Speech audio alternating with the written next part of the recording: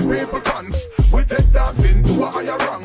We spend pound and we spend franc. Jonathan new dance and Jamaica and Blanc. Yeah, on the river, on the bank. Kick out the shoes because you put them in your camp. Put snake in the river, on the bank. Jonathan new dance and Jamaica and Blanc. Yeah, down the flank, we a go down the flank. Like a baller, we go down the flank.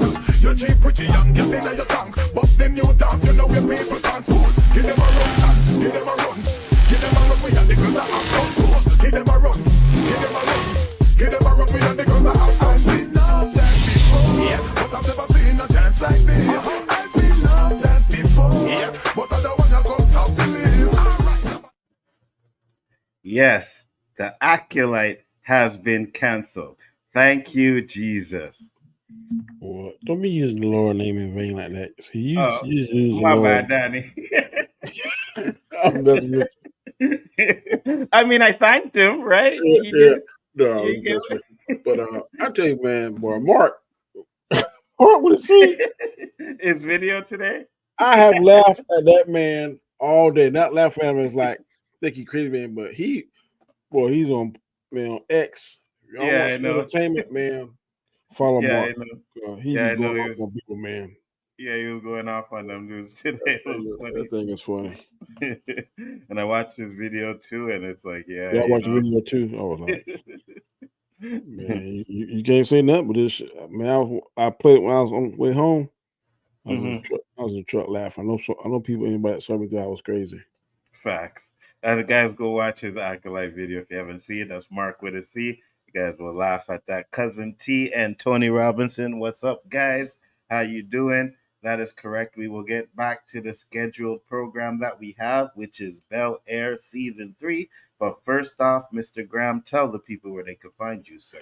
You can find me Mondays, Wednesdays, and Friday mornings on my channel, The Road to Wisdom, at 7 p.m. Eastern Standard Time, where I try to upload a video talking about a little bit of spirituality and a little bit of positivity and a little bit of just, hey, definitely stay spiritually woke.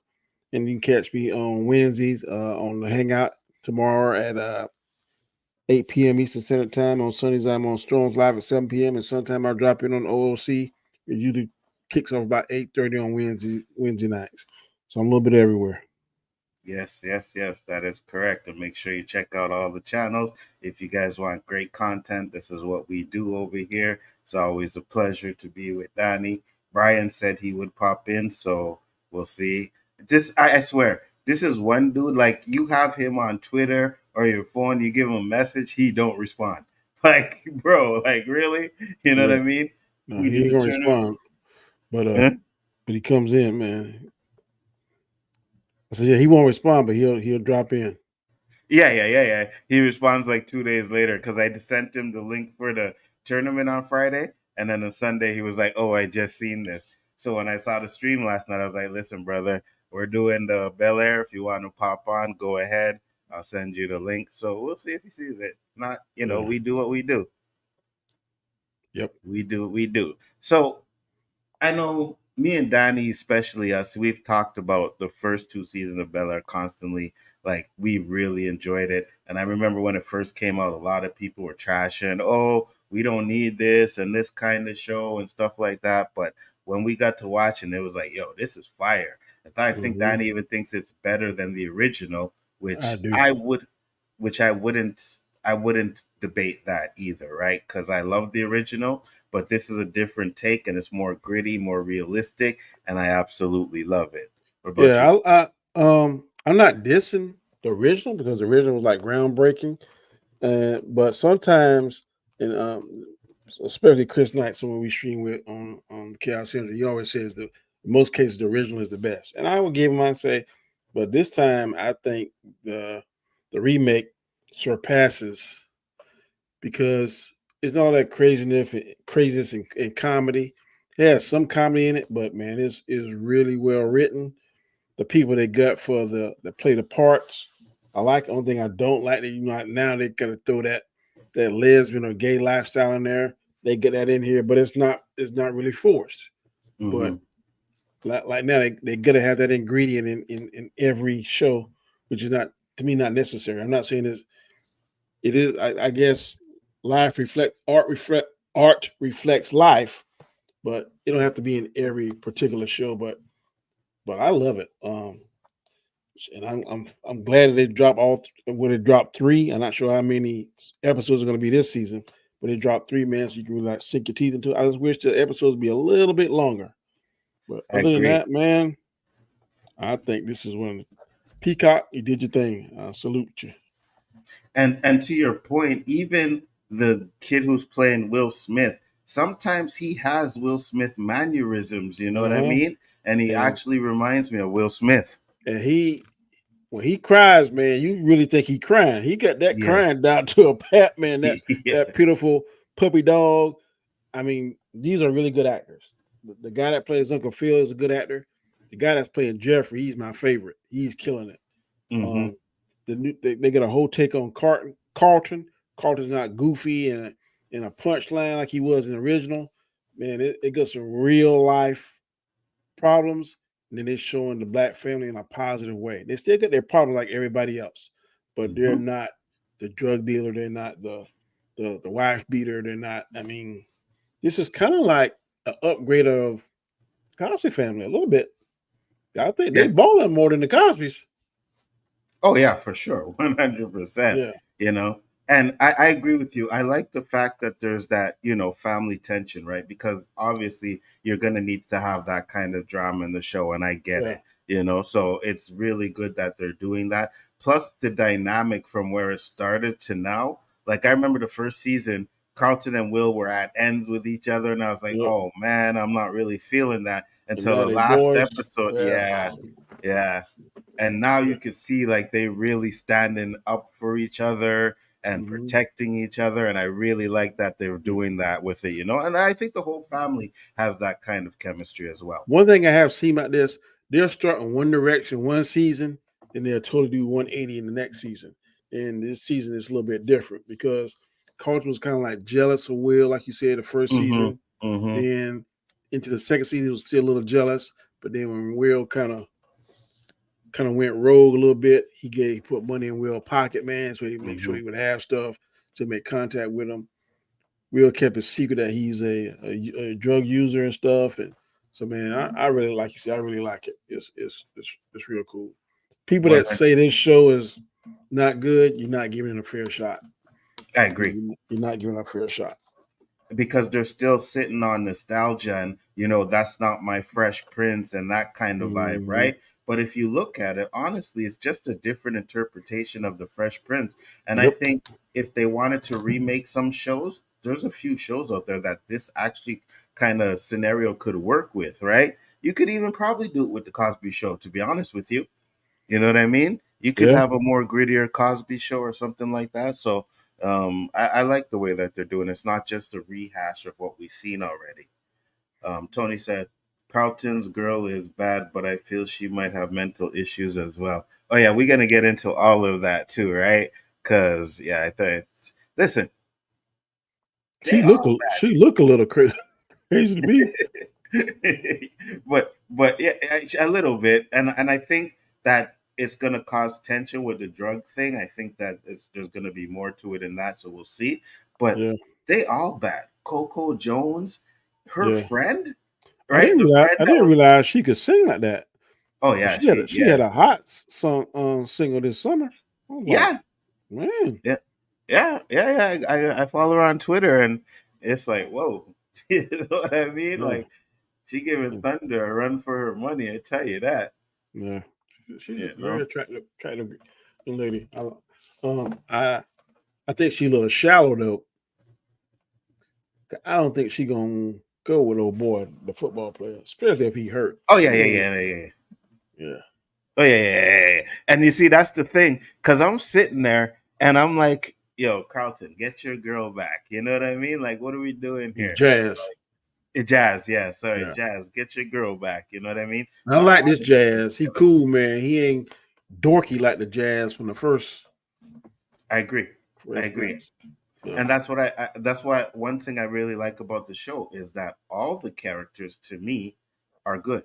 You know what I yep, mean? They're well yep. written, Their and they all interpretation. Yep.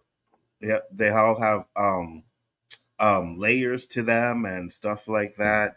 And Nerdman, of course, said You're still trying to get people to watch this trash. It's not No, trash, bro. we're trying to get people to watch DCU, but you're the only one that's still watching.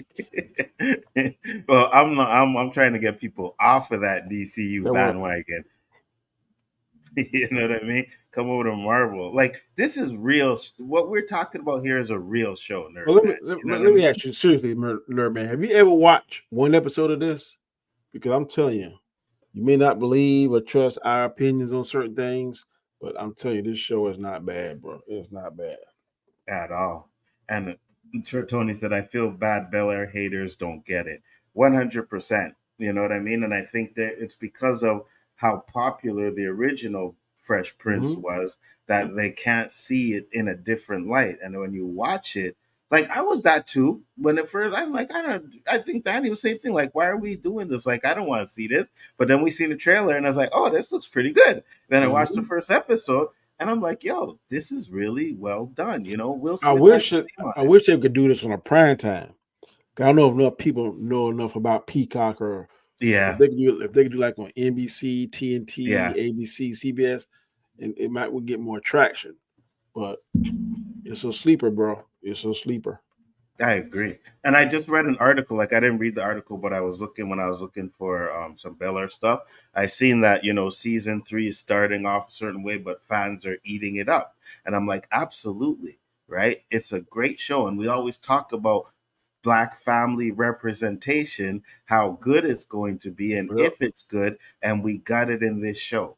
They are 100%. smart, intelligent, articulate. They look out for each other. They ain't scared. So it's if you want to see a positive black family and their people, I see all the time on this platform say you don't see enough of this, don't see enough of that. Case in point, the hashtag recast T'Challa. All you T'Challa fans, you talking about a strong black role model, watch this family right here. Facts, 100%. They got their Right? problems. I ain't saying they're perfect, but they are good. They're just like you and me, but except a gazillion more dollars. But as far as their problems and stuff, they got their problems, but they still stick 100%. together. And and I know a lot of the argument was Carlton being on drugs. You know what I mean? Like that's a real part of life. I'm Yep. about to roll up a spliff right now. You know Yeah. what I mean? That's what I'm saying. Like, so these are real life things, and I get it. Carlton And wasn't I like that in the yeah, show, but and I'm not defending drug usage at all, but it's not like he's out there robbing and stealing and doing like crack and this kind of he's doing what you gonna say he's doing cocaine and I think some mhm, pills or something. But he's like a lot of us in society now, not me because I don't do that stuff, but a lot of people that's in society that are functioning addicts. mhm, He was a functioning addict. mhm. Oh yeah, and I've known a few of them. You know what I mean? Yeah. And I'm talking like heavy crack stuff, bro. And they Hmm. going out to work every day, doing handling their business. They just like to smoke a little crack every now and then, you know. So yeah, there are functional ones, 100%. So I think the fact that they actually did that, it kind of brings layers to it, and it It also does. adds to the family dynamic to where you Hmm. see Vivian in this season. She's not really trusting Carlton, Yep. and Will is just behind him constantly, like we're gonna do Uh-huh. this, we're gonna do Trying that. to You know what I mean? trying to keep his spirits up.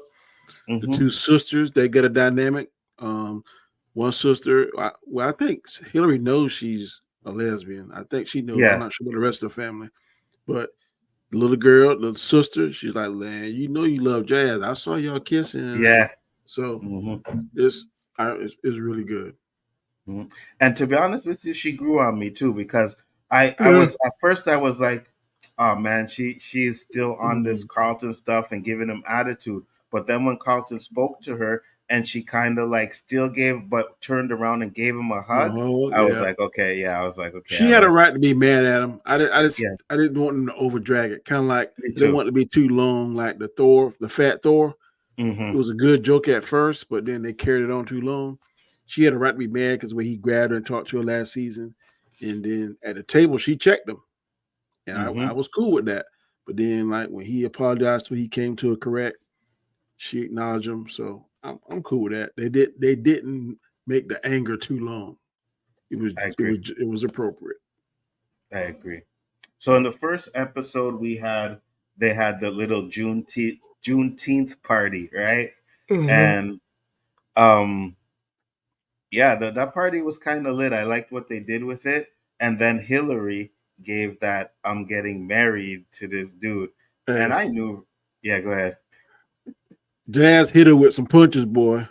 I Facts. know you was a runner. Every time things Facts. get hard, you run from this, you run from that. Boy, he was hitting her. And he said you're gonna run. You're gonna run from him too. He You said, know? "Yep." He didn't say it quite that nice. You're gonna run from that end too. I was like, Mm-hmm. I said, man, that right there. It's good writing. Facts, And then 100%. he just pissed off, and she went on like, but she don't love because the next scene she tonguing Jazz down. Not I mean the next episode. I'm like, okay. Mm-hmm. And it's like, oh, why do we always end up here? We hate each other, and then boom, they have that kiss, you know. Yep. Geoffrey brought his son. Now, if I'm not I mistaken, don't like his his son. Yeah, me neither. Me neither. I don't like him either. But I think that's the guy that used to play Cyborg in what's that show? Doom Patrol.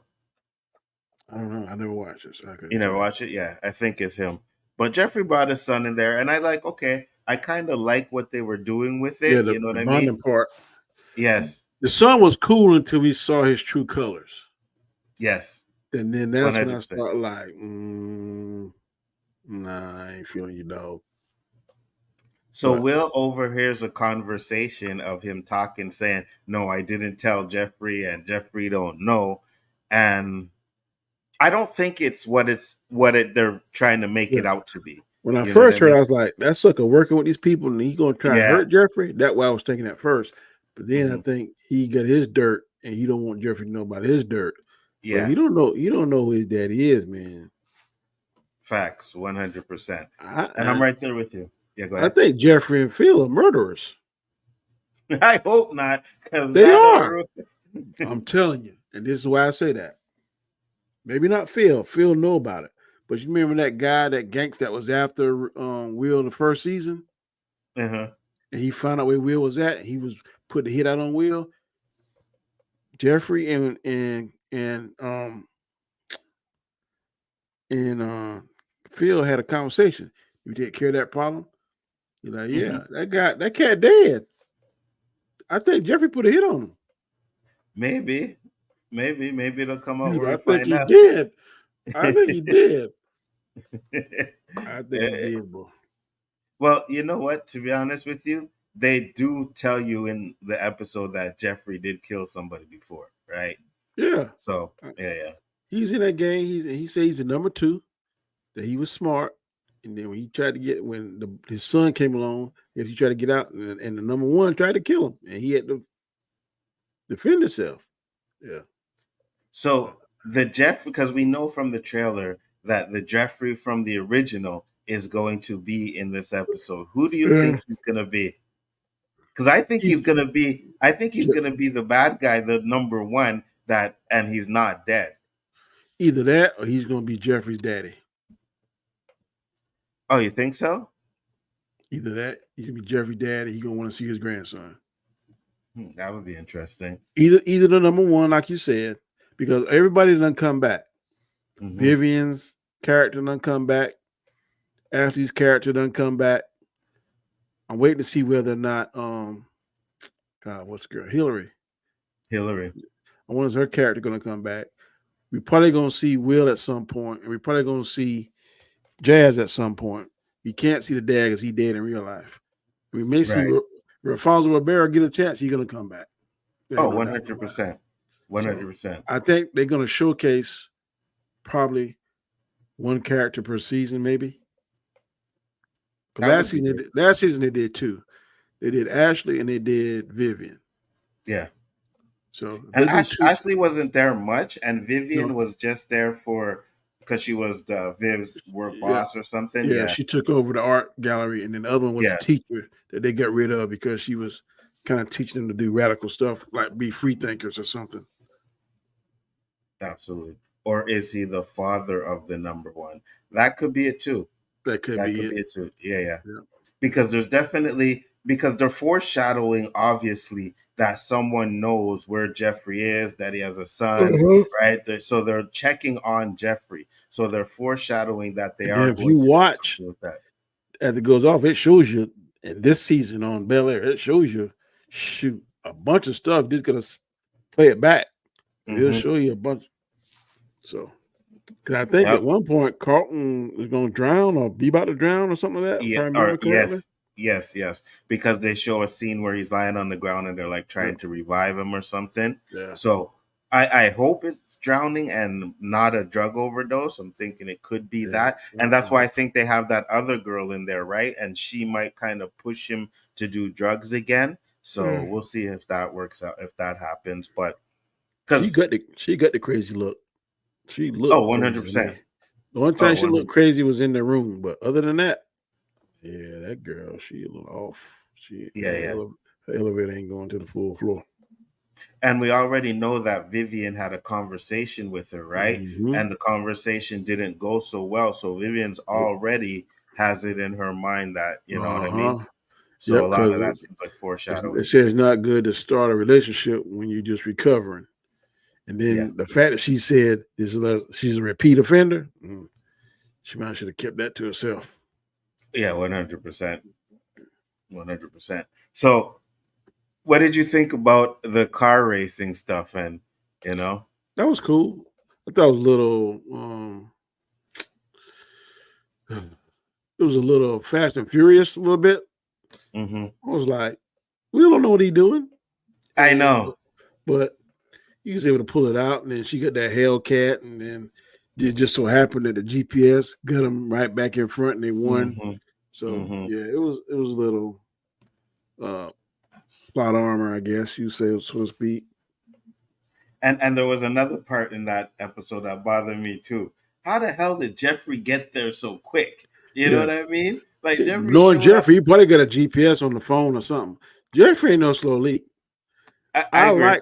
I like this take they got on Geoffrey, man. That cat, he because how did he know? How did he know that Phil and that woman did something? Because he said, Mm-hmm. he To brought him tell that the truth. case. Yeah. No, yeah, he brought that case and look, we might need to distance ourselves from old girl. He is very observant. That cat, he watches a lot of stuff. Then Facts. like and Vivian, she asking him to kind of rat on his boy. You know that ain't gonna happen. Facts. And we'll get into the chick because that annoyed me too. But I don't like guys, that chick at all. you see how Danny is in. So Danny, if you remember, with Luke Cage, Danny loved Bushmaster, right? Yeah. Now Danny loved Geoffrey. So it seems to me like Danny has a Hey, thing for the rude boy Jamaican man. Them, you I know? ain't saying, but if you're a bad boy, I mean, whether you're Jamaican, American, hey, Geoffrey ain't no joke. And Bushmaster wasn't no joke, man. Bushmaster wore Luke Cage out. So So we all know what Danny's path would have been if he did not become a man, police officer. if I could fight like no kinds fight, I often said that. Man, I wish I could do that kind of stuff. I ain't say I wouldn't be killing people, but Uh-huh. I wouldn't be no punk, which I ain't no punk now. Facts. But I wouldn't. I'd be out there. Hey, okay, you want to go? Let's go. I feel you. I feel Or you. I like that. Hey, if I walk in the room, hey, don't mess with Danny because that fool, that boy, he ain't working on a full deck. So I got a work call. yeah, go ahead. I got a feeling Carlton isn't the only guy she's dealing with. Ooh, that would be interesting. You know what? To be honest with you, though, Tony, right? Because when Carlton went to that meeting, there was the gay guy there, right? And then when Carlton was kissing the girl, he was watching. And in my mind, I'm just like, oh, are they gonna do this? Are they gonna like kind of give some kind of Carlton and the dude? I hope they don't do that. I really hope they don't do that. You know what I mean? I could be just drawing strings on it or whatever and just saying something that I noticed, but it just because usually when you watch a show and they show someone looking at you in a certain way or like they focus on that person looking at you, it's because there's something more with it, or there's gonna be something more with it. So I hope they don't go that route. He said Danny would be a top boy. Oh yeah, 100% he would be a shata. You know what I mean?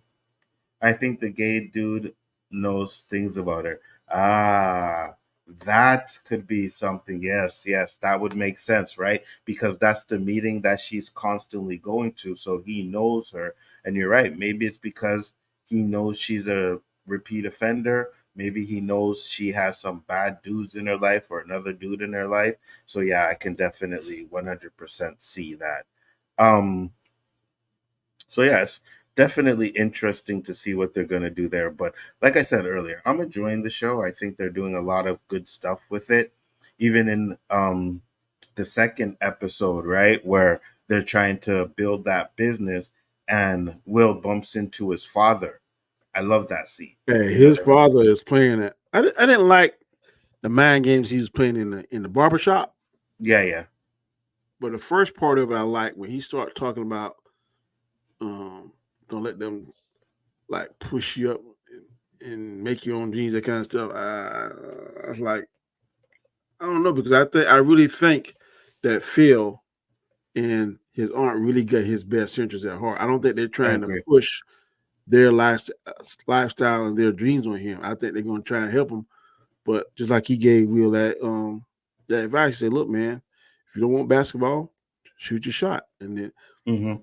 now I think he did a boy kind of dirty.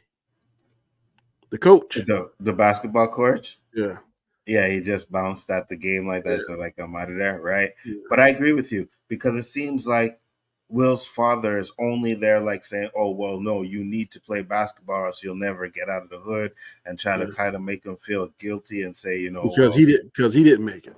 yeah, yeah, right. But then Phil kind of defended him a little bit. He was like, "No, now me and your father, that was a way of getting out, Hmm.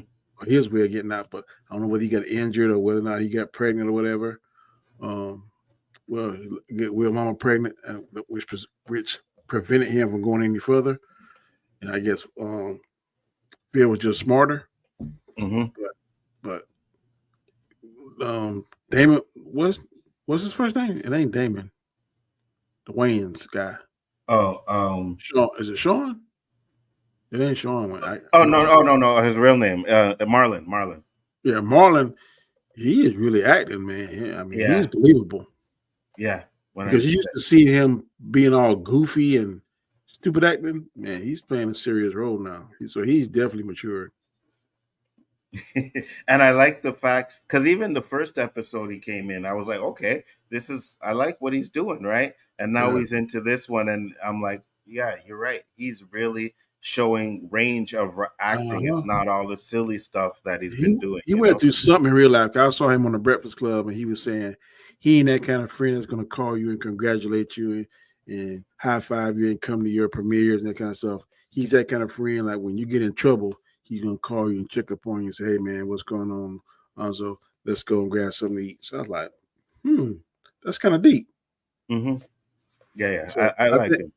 yeah. So I think in real life, he went through some changes. And I think those changes are bleeding over into his acting. And um, I don't know if I like his stand up. Some can be. I don't think his stand up is as polished as say Chappelle Dave Chappelle.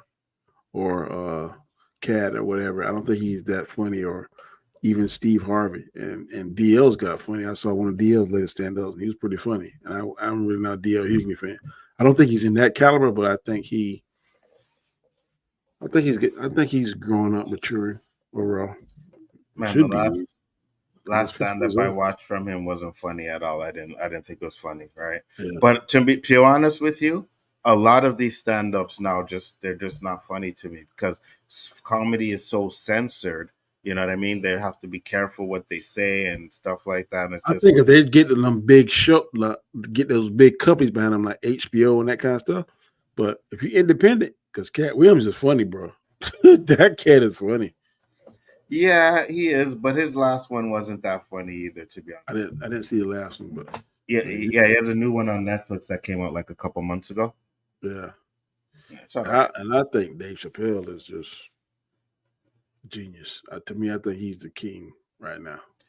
You see, I do too, but I think for me, Dave Chappelle's comedy now has become way more storytelling than actual comedy, and that's where I have an issue. Because if you go back and watch his Killing Me, I think it was called Killing Me Softly, Uh-huh. that had me dying. It still has me dying. But when I watch them now, it's like he's more interested in, commentary, It's telling a like more story, intellectual comedy. pretty much. Yeah. But when you can tell the punchline and then make it work and you still laugh, I've never seen a comedian do that before. Yeah, yeah. He's brilliant. He's definitely brilliant at what he does. You know what I mean? He's For sure, smart cat. for sure he is. So yeah. What do you like about the show? What's your like? Man, I like Like, everything about it. I mean, I like the casting. I like the tone they taking. I like the positive black family. They still got the issues, and I say positive, not perfect. They're not perfect by any means. No family is perfect, but when the chips are down, man, they stick together. I like the relationship between Phil and Geoffrey. Geoffrey's not only like works for them, but man, he's like a family member. Um, at first I wasn't really feeling Carlton. I'm liking Carlton now. I like the idea they came up with, Black Cess. That's the name of it. yeah. That was a pretty dope name. I like everything about it, man. Only thing I don't know, the thing I least like about it is the actress that played Vivian. Me She too. seems a little. Sometimes she's, what's the word I want to use? Entitled or Stuck not up. not appreciative.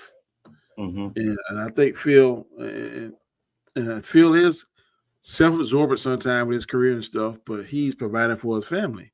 And like, I didn't see the big deal when he called and asked her for help with the catering. But she's like, my Yeah. husband would do anything, and Uh-huh. like, but then time when she get there, she flirt with old Jamaican boy, and then even her daughter saw it. Like, Mom, he's flirting with you and flirt with you hard.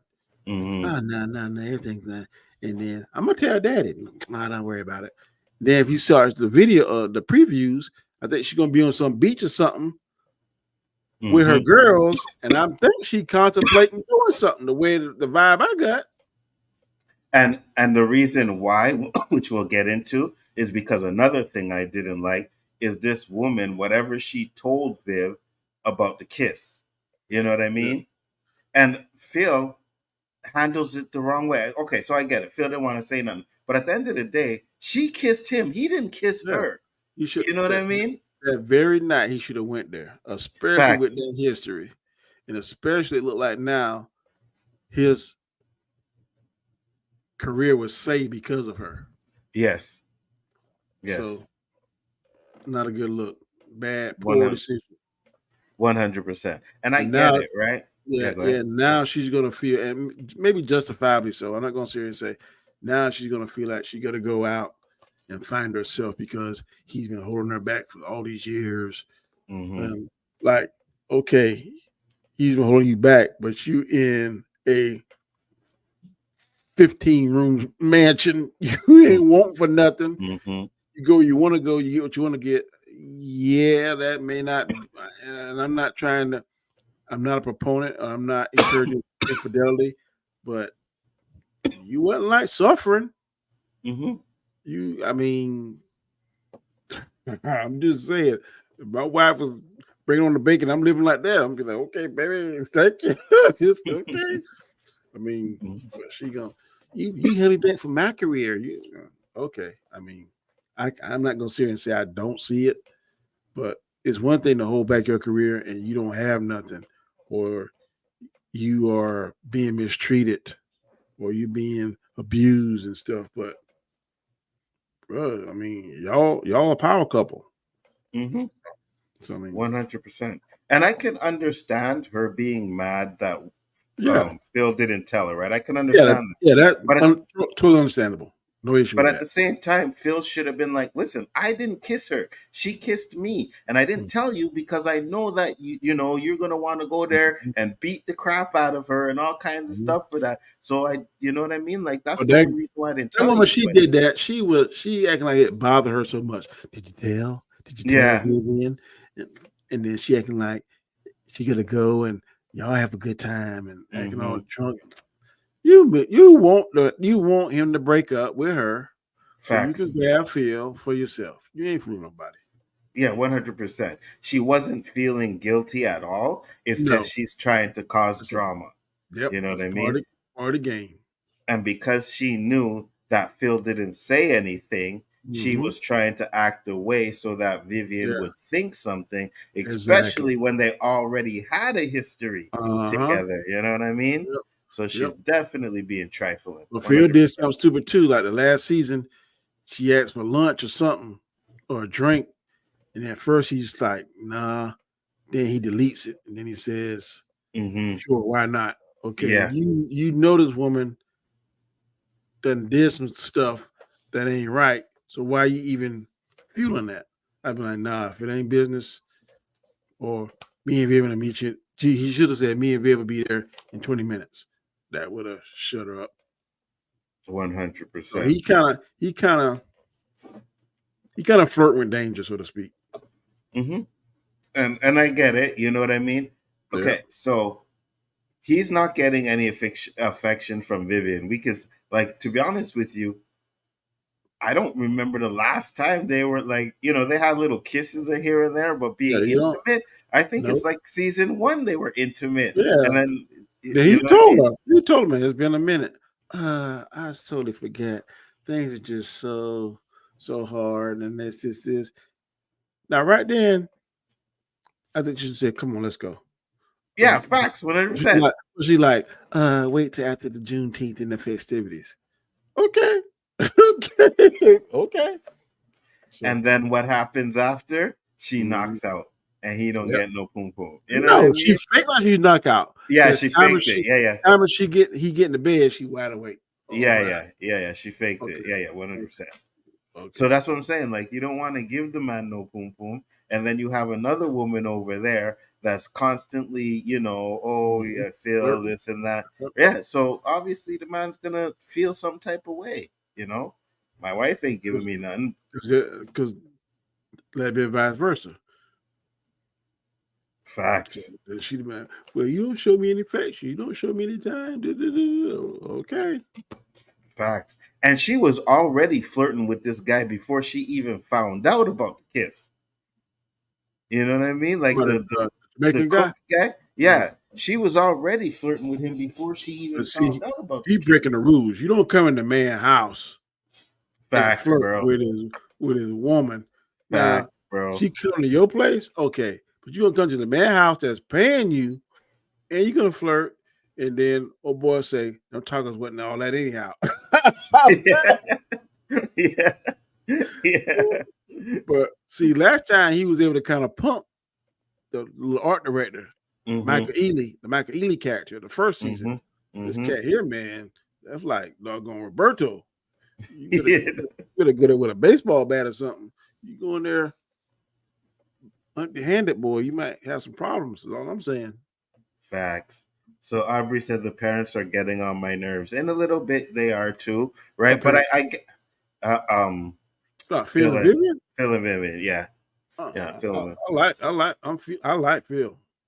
Oh, I like him too, but I think the relationship he's talking about is kind of, you know what I mean, that they're having is kind of getting on my nerves. But I get it because they're building up to something to where it's gonna, and I hope it goes to where they may be pushed to the limits, but don't do it. You know what I mean? I don't want to see them divorce. Yeah, me neither. Don't want to see them divorce, and I don't want to see them cheat either, right? Because we were sat here at the beginning talking about a good family, but then now you have a bunch of cheaters in the family, and that's why I don't want to conform my mind to Geoffrey killing that dude yet. I'm hoping he just had a conversation with him and sent his ass away. You know what I mean? That guy's dead. Did he die? Did they say in the show he died? Dead. I wish I could pull it up. Let me see if I can pull it up. Because if he's dead, then yeah, it seems like it might have been Geoffrey that did that, right?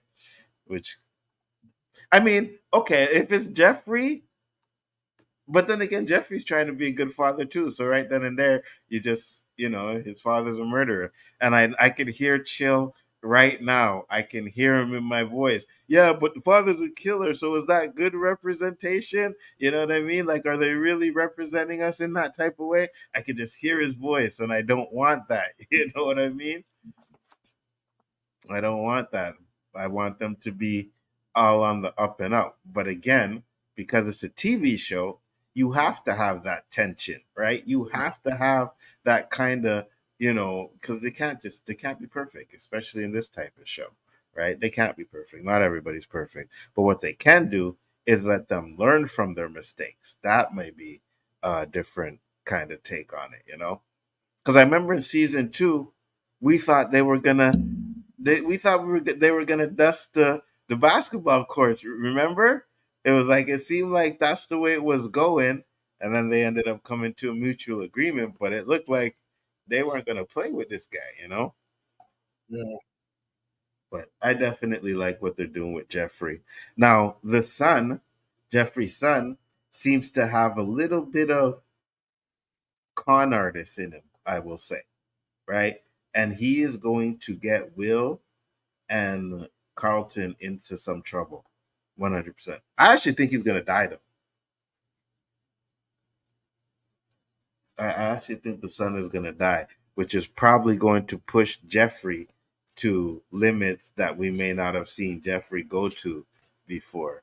Or they may threaten his son, right? Threaten him. They may not kill him, but they may threaten him to the point where Geoffrey does have to put a couple people in the grave. So, yeah. My son said it's turning into power. And I was like, not yet. It's not turning into power yet. That's the one place I do not want it to go, is to turn into a power. But I could see it getting to that potential. I could see it getting there. No, it ain't power. I hope not. This is a real watered down version of power. Because if it was a power, Phil would have been done kill somebody. Because the first episode of Power, Ghost kills somebody. The first episode, like the first 5 minutes. So, Aubrey said, yeah, he killed the gang member in season 1. I think Amina might be obsessed with the Bank family and wants to be a part of it. Share this right here. Yeah.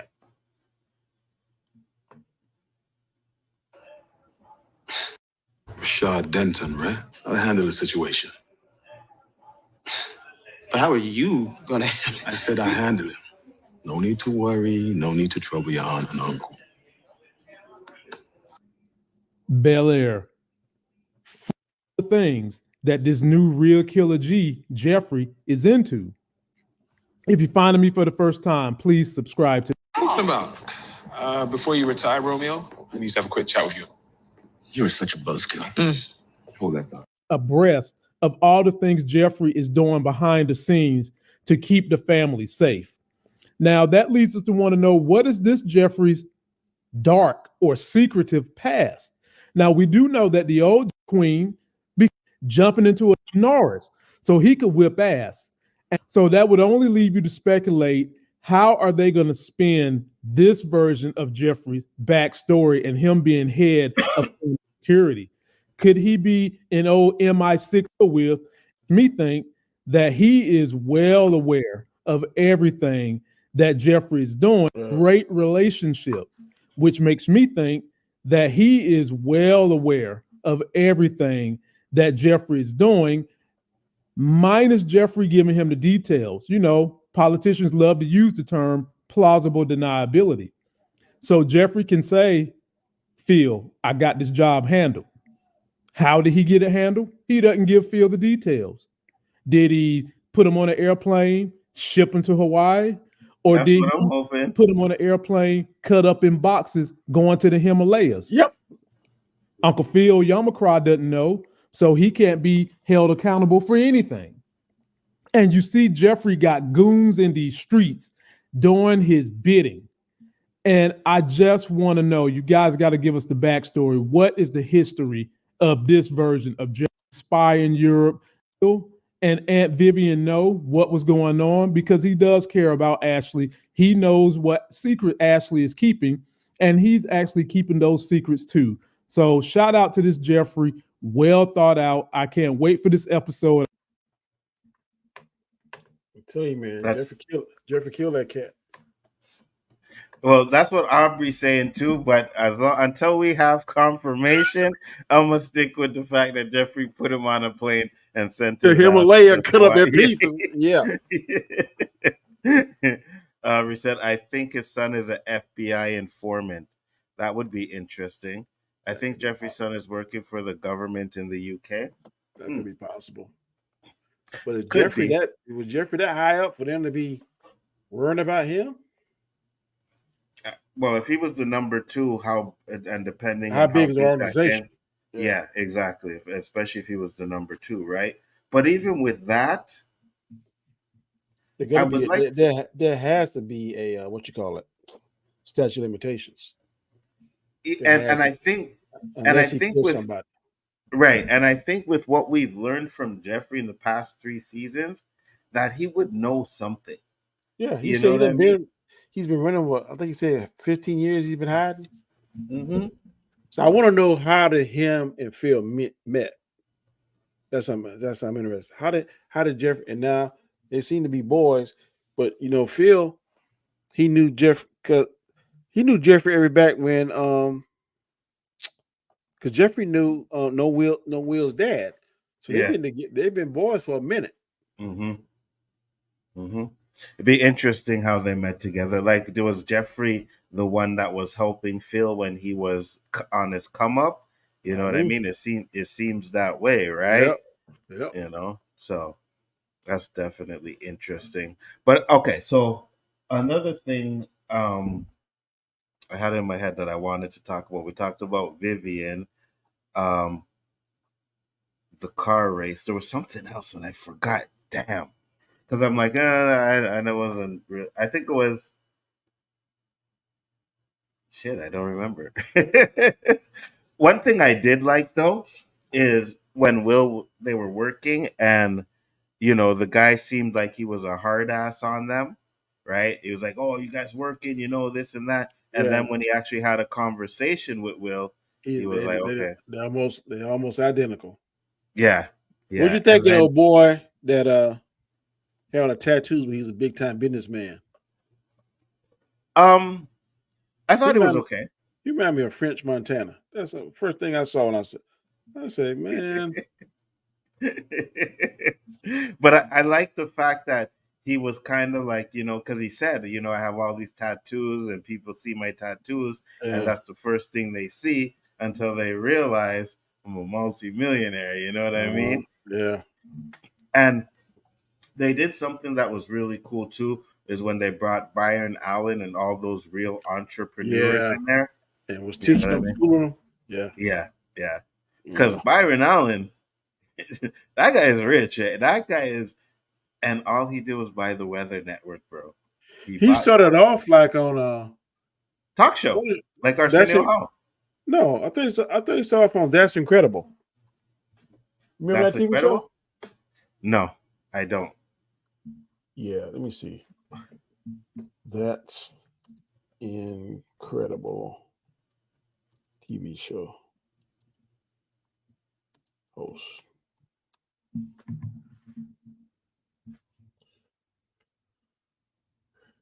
I could have sworn he was on there. What's his name in real life? Byron what? Byron Allen.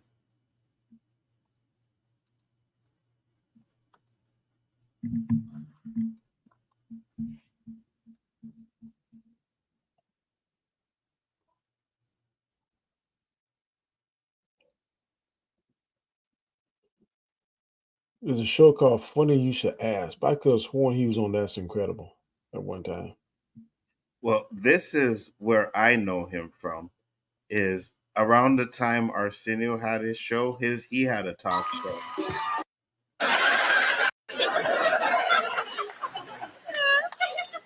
then he gave me a cup, right? Said, go in the bathroom and fill this up. I went in there and turned the water on.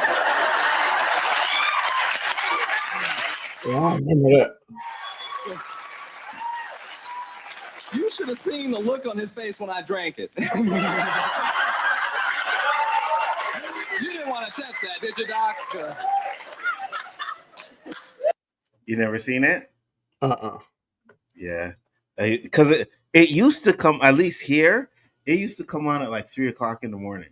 You know what I mean? Like it was like one of those late night talk shows.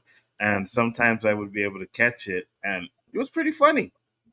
It was like a knockoff Arsenio Hall show, to be honest with you, you know? Yeah, black guests on there all the time. And so, yeah, he was trying to kick into the Arsenio Hall kind of vibe. But, you know, like I said, he made his money when he bought the Weather Network. And if you listen to his story about why he did it and what he was thinking, it was like, yeah, he's a smart dude. So, yeah, at a certain now he's worth $800 million. Mm-hmm. Yep. He played on a show called Real People. That's what it was. Real People? Yep. I only know him from the talk show. It came on after That's Incredible. What year? It came between 1980. Oh, really? Okay. So it was before his talk show. I got you. Because to me, I just seen his talk show, and to me, it just came out of nowhere. So yeah. Remember Mad TV? Yeah. It came before Mad TV. Okay. Yeah. Okay. Yeah. Never seen it, but yeah. So they do a lot of good stuff in the show. I'm glad they didn't have Tyler Perry on there. Yeah, but you liked his movie. Which movie? The one on Netflix. The Divorce or whatever one. Oh, but that movie was good now. See, I don't hate Tyler Perry. I don't like his Medea persona. I don't like Medea. But like The Family That Prays, fantastic movie. I Can Do Better on My Own, fantastic. But when he plays that Medea, I can only take Medea for like maybe 10 minutes. Then I get tired of it. Like the Medea, Halloween, and Medea stuff. No, I don't like the Medea stuff either. But my problem is, and like that goes with even like the ones you talked about, they're all the same. You have a family, a black woman who gets wronged by a black man, and she finds another man, and now you know what I mean. And it's just repetitive over and over again. And that last one though, boy, what's that thing called? It stars Divorce in the Black or something like that. Yeah, Divorce in the Black. It's good. I liked it. Oh, Megan Good. Yeah. I can't bring myself to watch it. That man, he did her wrong, boy. But she got him at the end. Boy, I said got him. She got him. I'm going to tell you the first part of the movie. They in the church. You can tell me the whole movie. Okay, they in the church, and it's the mama and the sons. Okay, the preacher is preaching, man. He's like, this boy right here, I ain't gonna sit here and lie. He ain't going to heaven, he going to hell. And then the mama, you talk about my boy. So Megan Good mama like gave her some clothes because her daughter married into that family, and the boys is fool. And so she take off the clothes in the church all the way down to her slip, like her slip in her bra, and throw the clothes. And because the church paid for the funeral, because they had no money to pay for the funeral. And he's like, I am not still here being insulted. Boys, grab your brother. So they going to grab the coffin. She said, I don't want their coffin. I don't want nothing. Grab your brother out the coffin. We're going to bury him in the backyard. And that's what they did. I was like, oh, my Lord. Man. I've seen Ghetto, and I've seen Redneck, and I've seen Trailer Park, and I've never seen that before. Never in my 53 years on this planet. They took the man's body out of the coffin, put him on the back of the truck, took him to the house, and buried him in the backyard. That's crazy. Yeah, that's still. I watched that last one he had there with Kelly Rowland, and I tortured myself with that one. And that was horrible. I can't do no more of this guy's movies, man. unless he comes up with something more original for me. Like I can't do it. But what did you think about what happened to Hilary's fiance? Because when I was watching, the minute they showed the football scene, I said something's gonna happen to this guy. Like Yeah. I knew it right away. That guy pop him good. I don't know whether it's gonna be something. There's a temporary injury or a permanent injury, but if it's a permanent injury, she bouncing. She not staying with that guy. Then he probably gonna start acting all stupid. Not like when athletes happen or anybody happen, like when the world come crashing down, they can't do something they love, and they act all stupid and stink for a few minutes. Now, I don't think she gonna hang around. Or she might try to hang around for a little bit, but yeah, she ain't gonna hang in there. I think that's exactly what's going to happen. Is it's going to be like something that's either going to end his career, and it's going to be to the point where he's going to be very abusive, and you know what I mean, like that, and she's going to run back to Jazz, right? So I think, don't know whether he saved his money or not, because usually they don't save their money in the first few years. So it's going to be interesting. We're going to see that dynamic. They're going to see. I think Viv and she going to go on, have her midlife crisis and go on her girl trip and do that stuff. I ain't know. I don't know what Phil might do. I ain't sure what Geoffrey. But then I think that's gonna throw Carlton off kilter. Then we're gonna see him and that girl gonna do something. Something gonna happen. They're gonna set him off. Then I hope Will don't cheat back with other girl. Now I was talking to my coworker today. Now, girl, his girlfriend now, she's attractive, but she ain't sexy.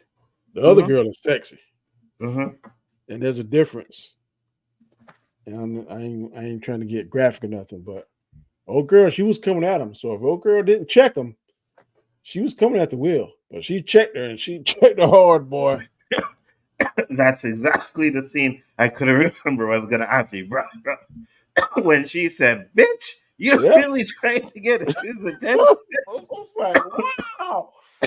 She checked her, because if she didn't, man, old girl, the first opportunity she get, because she knows she shouldn't have took that job at that country club, knowing that Will worked there. She shouldn't even be part of that family, knowing that her and Will get that history, and then. But yeah, she trying her little games too. 100%. What up, Brian? Hey, I can't tell time. Apparently, Eastern and Central look exactly the same. And I was like, "Oh man, 9:00. Oh crap, Eastern." We don't do that crazy time. We do the real time. The real time. The real time. Whatever. Yeah, the real time. You see, the problem with you guys' time is because now, we got to put it Central Time, so it has to start 12 o'clock your time, and we got to stay up till 3 o'clock in the morning to watch a damn thing because you guys feel like your time is the time that it should be. When do they play football? On Eastern Time, don't they? Facts. It's the Central too. Everything always says, so you might tell you Eastern, but they always say Central right afterwards because they know we more important. Yeah, it'd be Eastern your time, but it's Eastern. I know one thing. They're like 11 Eastern, 12 Central. The preacher be in the pulpit. And when it get about 12 o'clock, you look at that clock, he be start whining that. I remember when I preached, man, he used to be a big time Dallas Cowboy fan. And if Dallas play first, that's a short sermon, buddy. We always know it's going to end. I remember that. Game will start at 12 o'clock. 12 o'clock games, we all got at 11:50.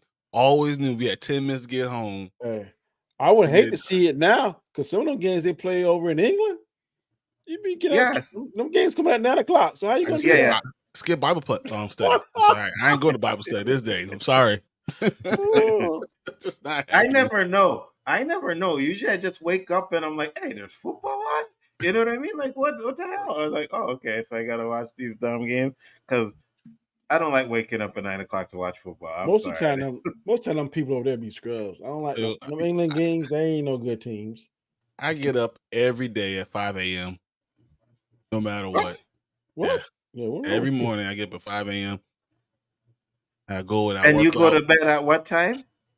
Like, somewhere between 10 and midnight. Oh, okay. Still 5 hours of sleep. Yeah, okay. You're good then. You're good. I'll take a nap in the middle of the day, but I like getting up, going to do what I want to do, and then coming back. You know, But that's a cap though. But you're the boss man though, right? Yeah. So I'll go work out, whatever, So get my girls ready, and then take like a quick nap, and then go back out. When you ain't the boss man, you can't do that.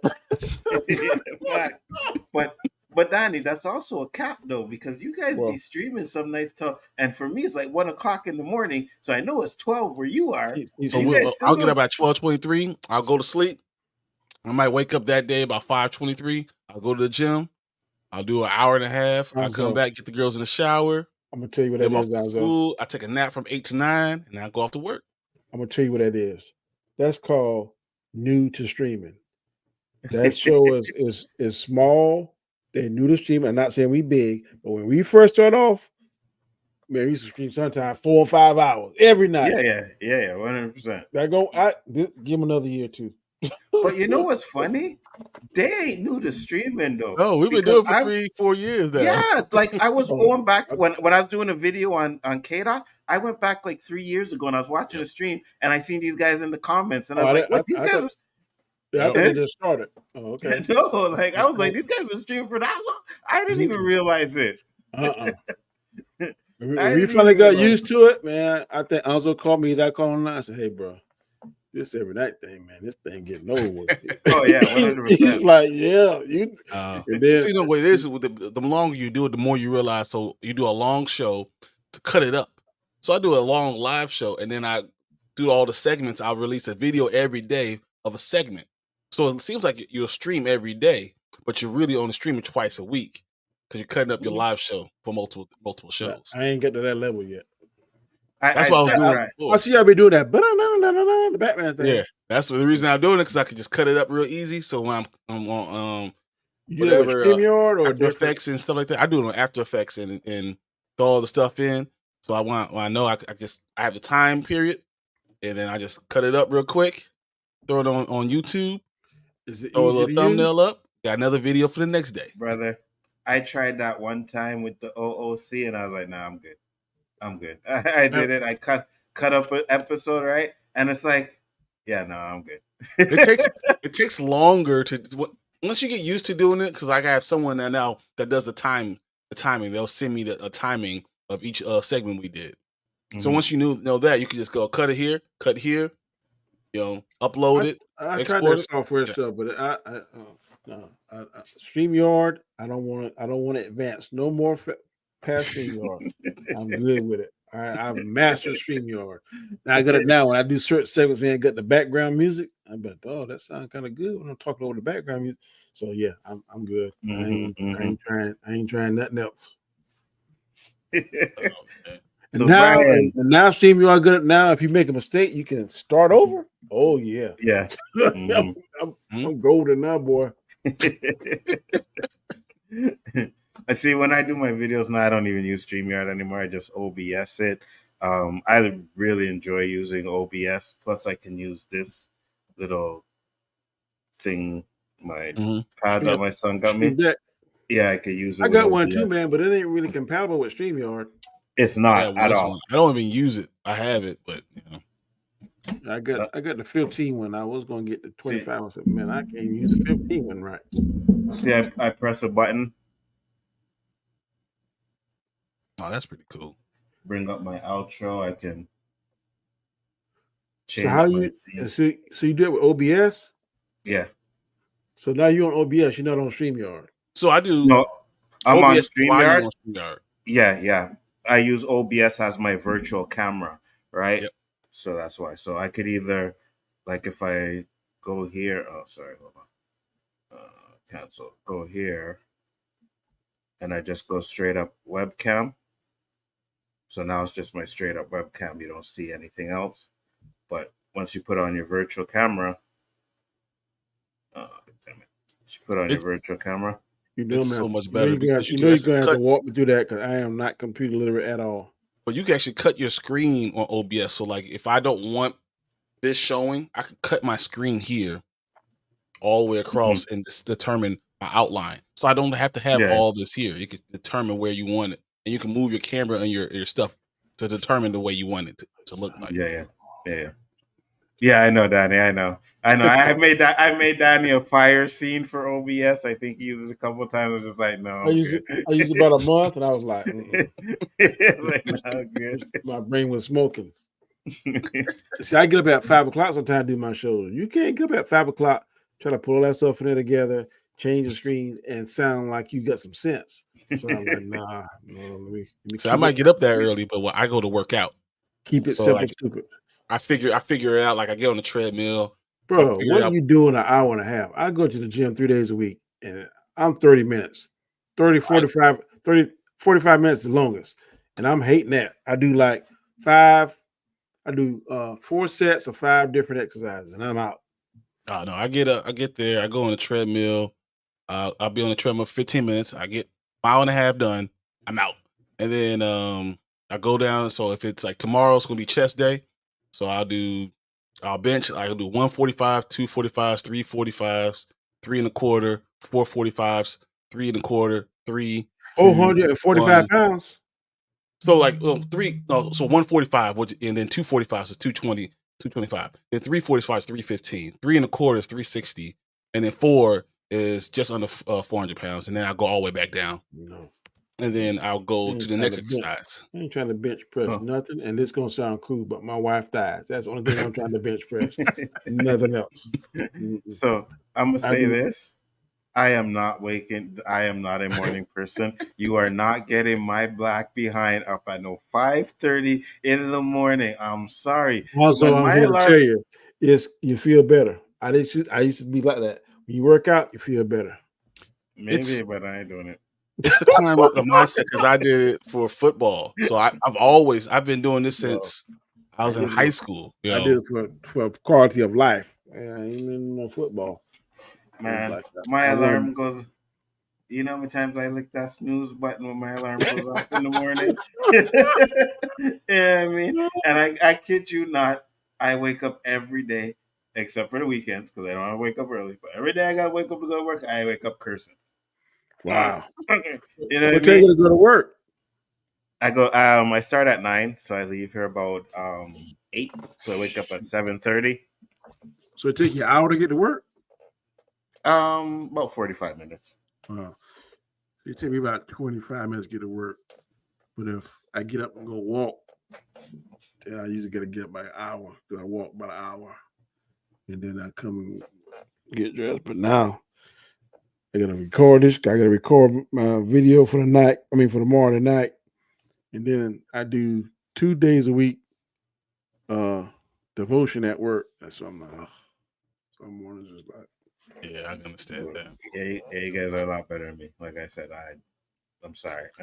I love sleep too much, bro. And I was a party guy, you know what I mean? So I used to go clubbing, then after hours. And at one point, like from 25 to like 35, it was Thursday, Friday, Saturday, Sunday. Every week. I kid you not. There was not one week that I missed. When you get that 5 in front of you, things slow down. Because I'm telling you. 100%. When I was in my 40s, I could go to bed at like 2 o'clock. Mm-hmm. I did it here on YouTube. Mm-hmm. 3, 4, 5, 6 o'clock, get up, fresh as daisy at work all day long. The second I turned 50, it stopped. Oh my God! See, I'm looking to be 4. I just turned 40, so I'm good. Yeah, you got another decade, buddy. I mean, 10 years just I'm like chilling. By I hit 50, it's gonna be all over. I know. My body's already. I ain't gonna say all over, but you're gonna need 6 to 7 hours. I gotta have 6 to 7. Me too. Anything under that? Anything under that, I'm dragging, buddy.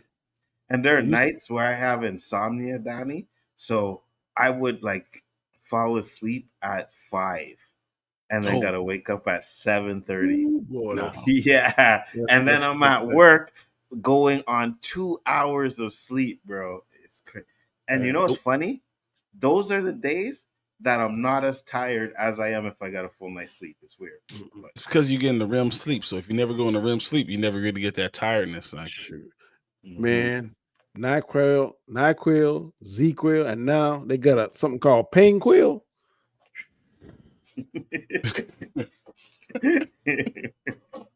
Z-Quil is my friend, buddy. I know I put some. Whoever made that kids through college.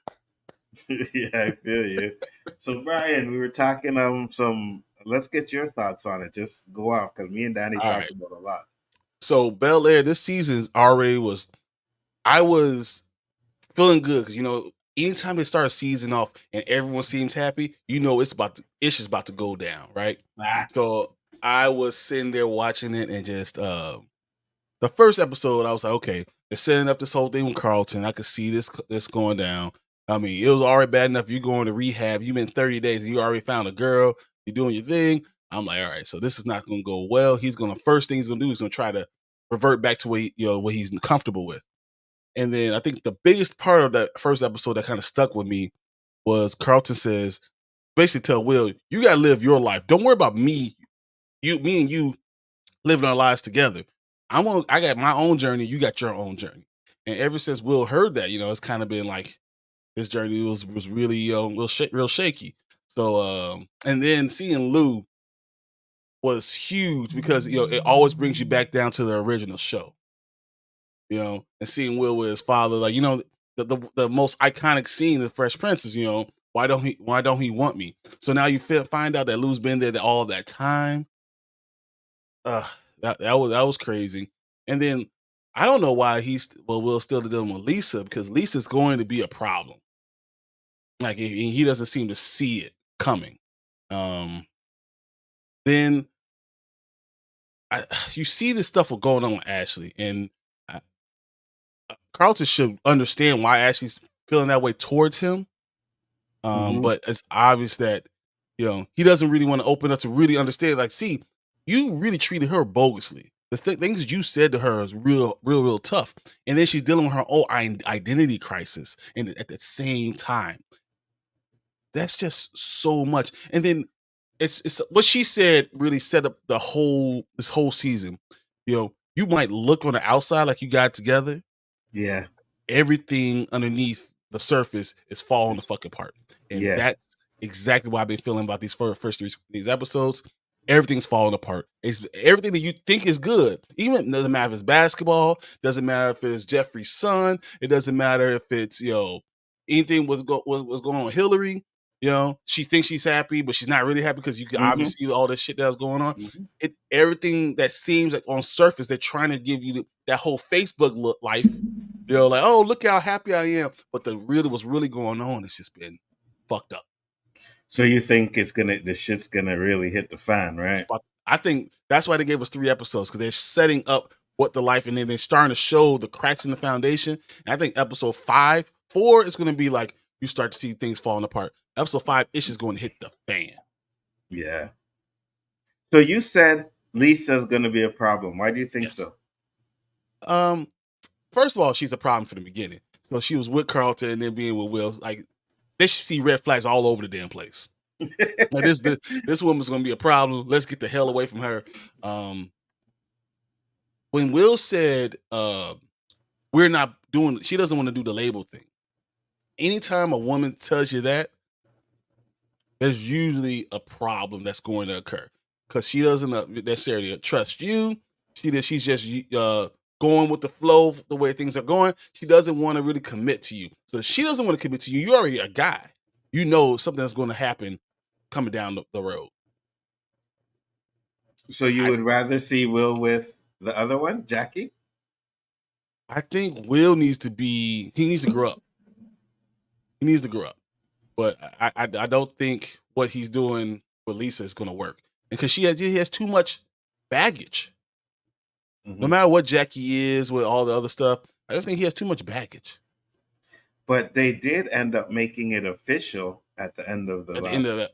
Yeah. But so that the whole summer, though, I mean, the whole school year and the whole month that Carlton was gone, they were just kind of like, no one was taking it seriously. And I think that in itself is a red flag. And I think that I think Jackie's going to make problems, and so is Lisa going to make problems. And Will is going to be, by the end of this episode, by the end of this season, he's going to say, I need something else. And both of them. To be honest with you, Carlton warned him about it, right? Carlton said, "You got 100%." He's like, "You're playing with fire, bro." dude, he's the voice of reason for Will.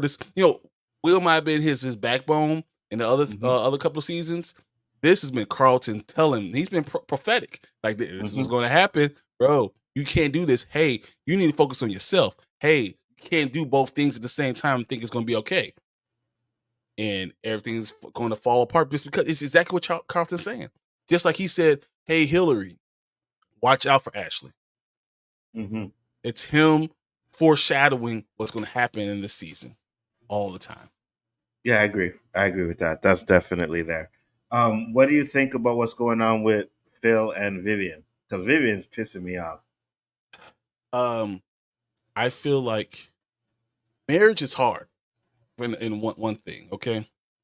But I think sometimes people take a good man for granted. And I feel like that's what she's really doing at this point. And there's a lot of women that do those things, and be careful.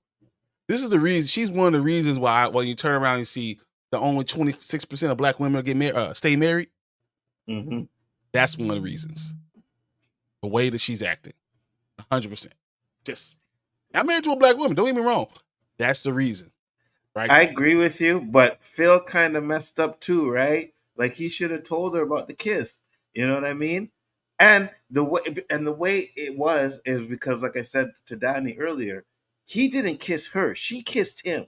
You know what I mean? So he could have went and said, right. And even if he didn't tell her, when they having this argument, he could have said, listen, I did not kiss her. She kissed me. I didn't tell you because I know you would have went there and beat the crap out of her. You know what I mean? That's why I didn't tell you. But no, I did not kiss her. She kissed me. You know, that wouldn't have saved him, honestly. I don't think that would have saved. She would have still been just as angry with him and blamed him anyway. So, yeah, well, I think it's always better to try to tell your significant other, but you also know her better than anyone does. And she would be right for her being mad for not telling, but you know, they have a history. He has a history with that girl already. So she should be able to at least understand why he didn't tell. You know what I mean? Here's the other thing. The other issue is that Phil knew he shouldn't have joined the law firm. So that's on him. Like, there's no way. I don't care. I've been married for 12 years. We've been together for 15 years. There's no way I'm going to work with anyone that I used to be involved with. No, hell no. There's no way. And I think he did that to try to save his boy. The business that they had, right? Yeah. You do it for a little bit and get out. But even that, I would have been like, you deal with my boy. You know what I mean? Like, we do this like that, but you deal with him, and, you know, I'm not going to cross that line with you, you know? Because the minute she started acting, and I told Danny, the minute she started acting all shady and like, oh, did you tell him? And it feels like she doesn't really feel guilty, but she's trying to put that in Vivian's head that something happened because she still wants Phil. Exactly. And that's what bad women do all the time, right? Yeah. You put yourself in that situation, they're going to try to get you in trouble because they want you to yourself, to themselves. And I think they gave him like a toast or something. She kind of rolled her eyes. Yeah. So she ain't feeling Vivian. She want to be as much of a monkey wrench as she can possibly be. Yeah, because when you're right, Danny, when he toasted and he said the best wife or best looking wife, everybody clapped and she didn't. She rolled her eyes. So it's obviously that she's trying to cause problems, right? Which means that Vivian is gonna go out and do what she's doing, but Vivian's not innocent either. She's been flirting with like 3 different guys in each season. It's been something. Every season. Because I really thought that Michael Ealy character was going to be a problem that first season. I was like, me too. I mean, he tried. He tried his best. But old boy roll up on him, man. Let me ask you this, Brian. You think Geoffrey killed that boy that was after Will? Hell yeah. Oh my God. No. Definitely did that. Oh, hell yeah. No. We are talking. I don't know if he pulled a trigger. No, he had him it killed. done. Yeah, he had him killed. He had him killed. He probably had a conversation with him before he got him shot, and then walked away. That's what he did. He had a conversation and he told them, leave the country and don't ever come back. That's what he did. We are trying to portray this as a good black family, right? And until they tell us that Carlton, that Geoffrey killed the dude, I am going to go with the fact that they had a conversation and sent him away. Not only did he kill this dude, this is not the first person he's killed. Yes, it ain't gonna be the last one. It ain't gonna be the last one. Yes, he did admit that he killed somebody, but I also believe, and I was telling Danny, that I think the old Geoffrey is going to be that boss that's not really dead. So Geoffrey technically didn't kill anybody if they do that, because he only says he killed one person, and that was him. No, he only admitted to killing one person, but I think that that's what his body count. He was in an organized crime. He was the number 2. How do you get to number 2? You did not kill. He didn't necessarily have to kill everyone, but he definitely set up at least 15 people. He put in his work. Yeah, he put in his work. Doesn't mean he killed anybody. He may have jacked some people up, right? Not to mention that we can tell he's very resourceful and smart. That could get you to be a number 2 too. Okay, well. So why, if you want to quit, if you ain't killed nobody, you just in this nice Boy Scout club, that the minute you want to quit, the number 1 try to kill you. Because you got, where all the bodies are buried. All the stuff is there. But I don't see them say they in this club, they don't kill people. They just jack people. No. I said Geoffrey didn't kill anybody. Anybody else in the organization, they probably no. Stop Come it, on, guys. man. No. We're not gonna deflame the No, whatever, man. No. We're not gonna deflame the Jamaican black guy just because he's Jamaican. All right, and that's what they say Jamaicans do. It ain't got nothing to do with no Jamaican. That cat. No. We're not gonna do that. Yeah. Until they actually tell us or show us that he killed somebody, I'm going to stick with the fact that Geoffrey did the right thing, had a conversation with him, gave him some money, and told him to take a trip to Cancun or one of them places. If you don't get on that plane, you ain't going nowhere. Yeah, that plane's going to? and he got on the plane. He did it. Then I said, you know what? I can't mess with the Jamaican boy, so I have to leave. And he got on the plane and he bounced. You understand? That's what I'm going with. I got some land in Florida to sell you too, buddy.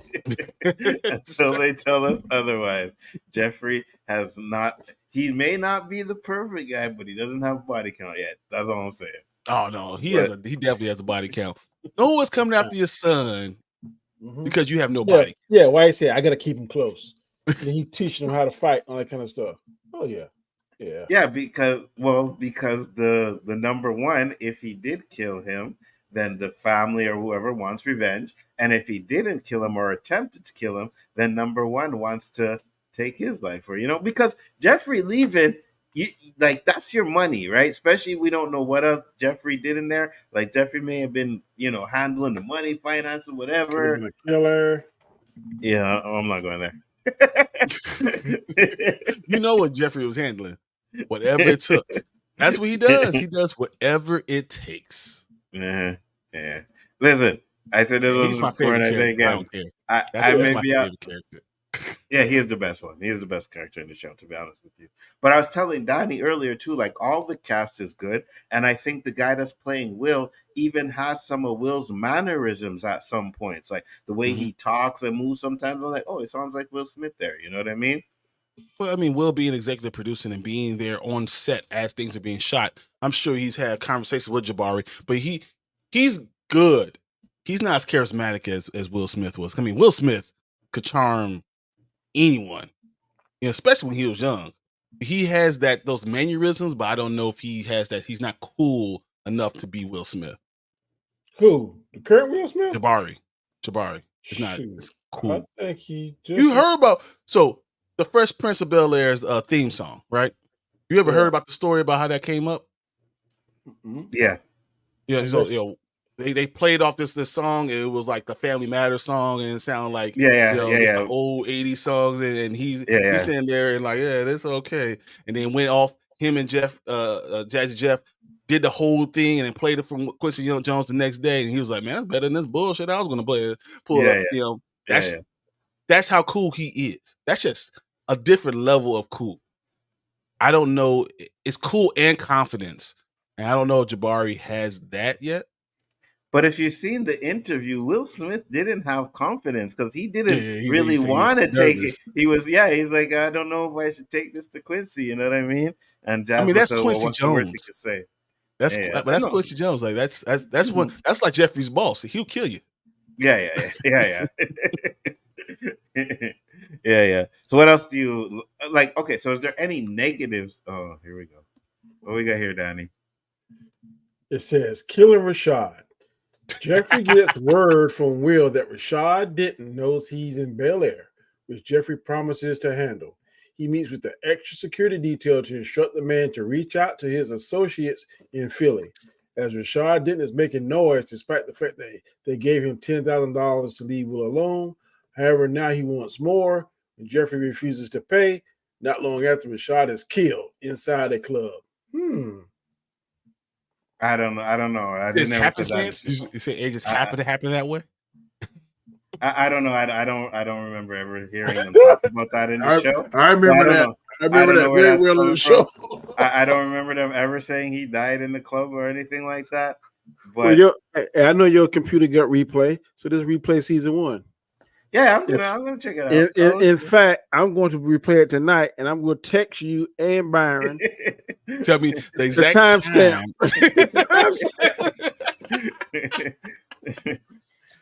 Yeah, you can do that, but it's still. It doesn't mean Geoffrey did it. He could have made the call. I don't think he pulled the trigger, but I believe he said, "Let's take this turkey out." Yeah, you know what to do.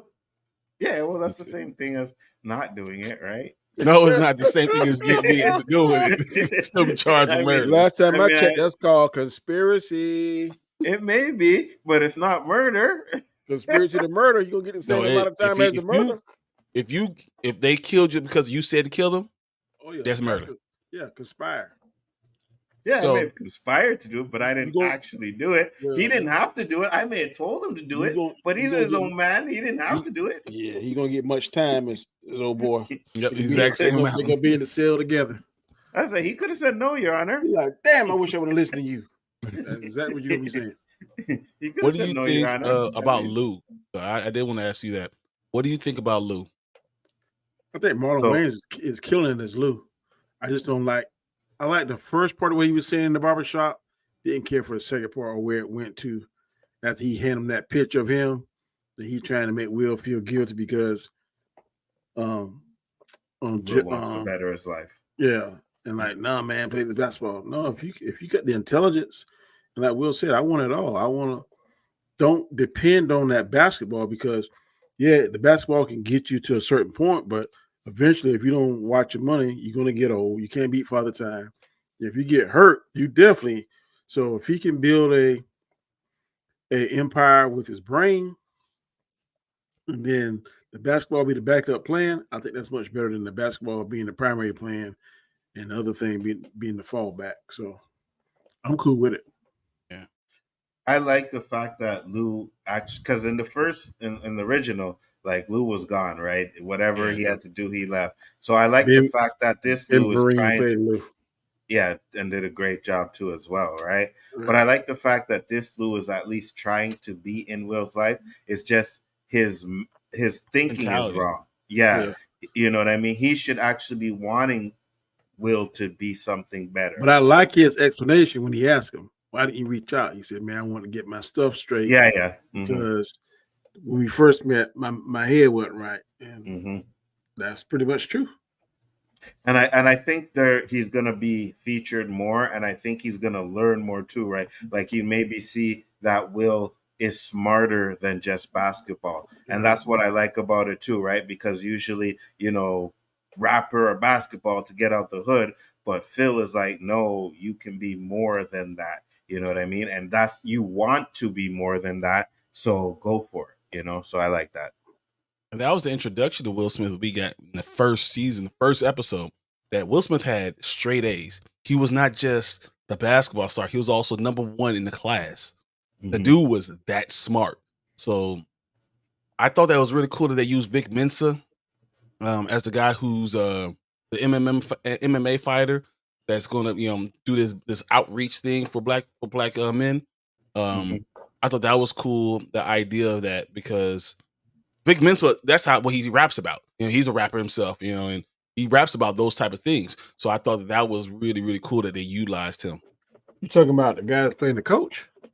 Vic Mensa is the guy who is part of the country The club, business partner, businessman that said he was an MMA fighter that was starting off the new thing for the young black executives and stuff like that. Yeah, I got you. So that's who he. I he told Ozzy, man, he reminded me of French Montana. That's exactly what came to mind.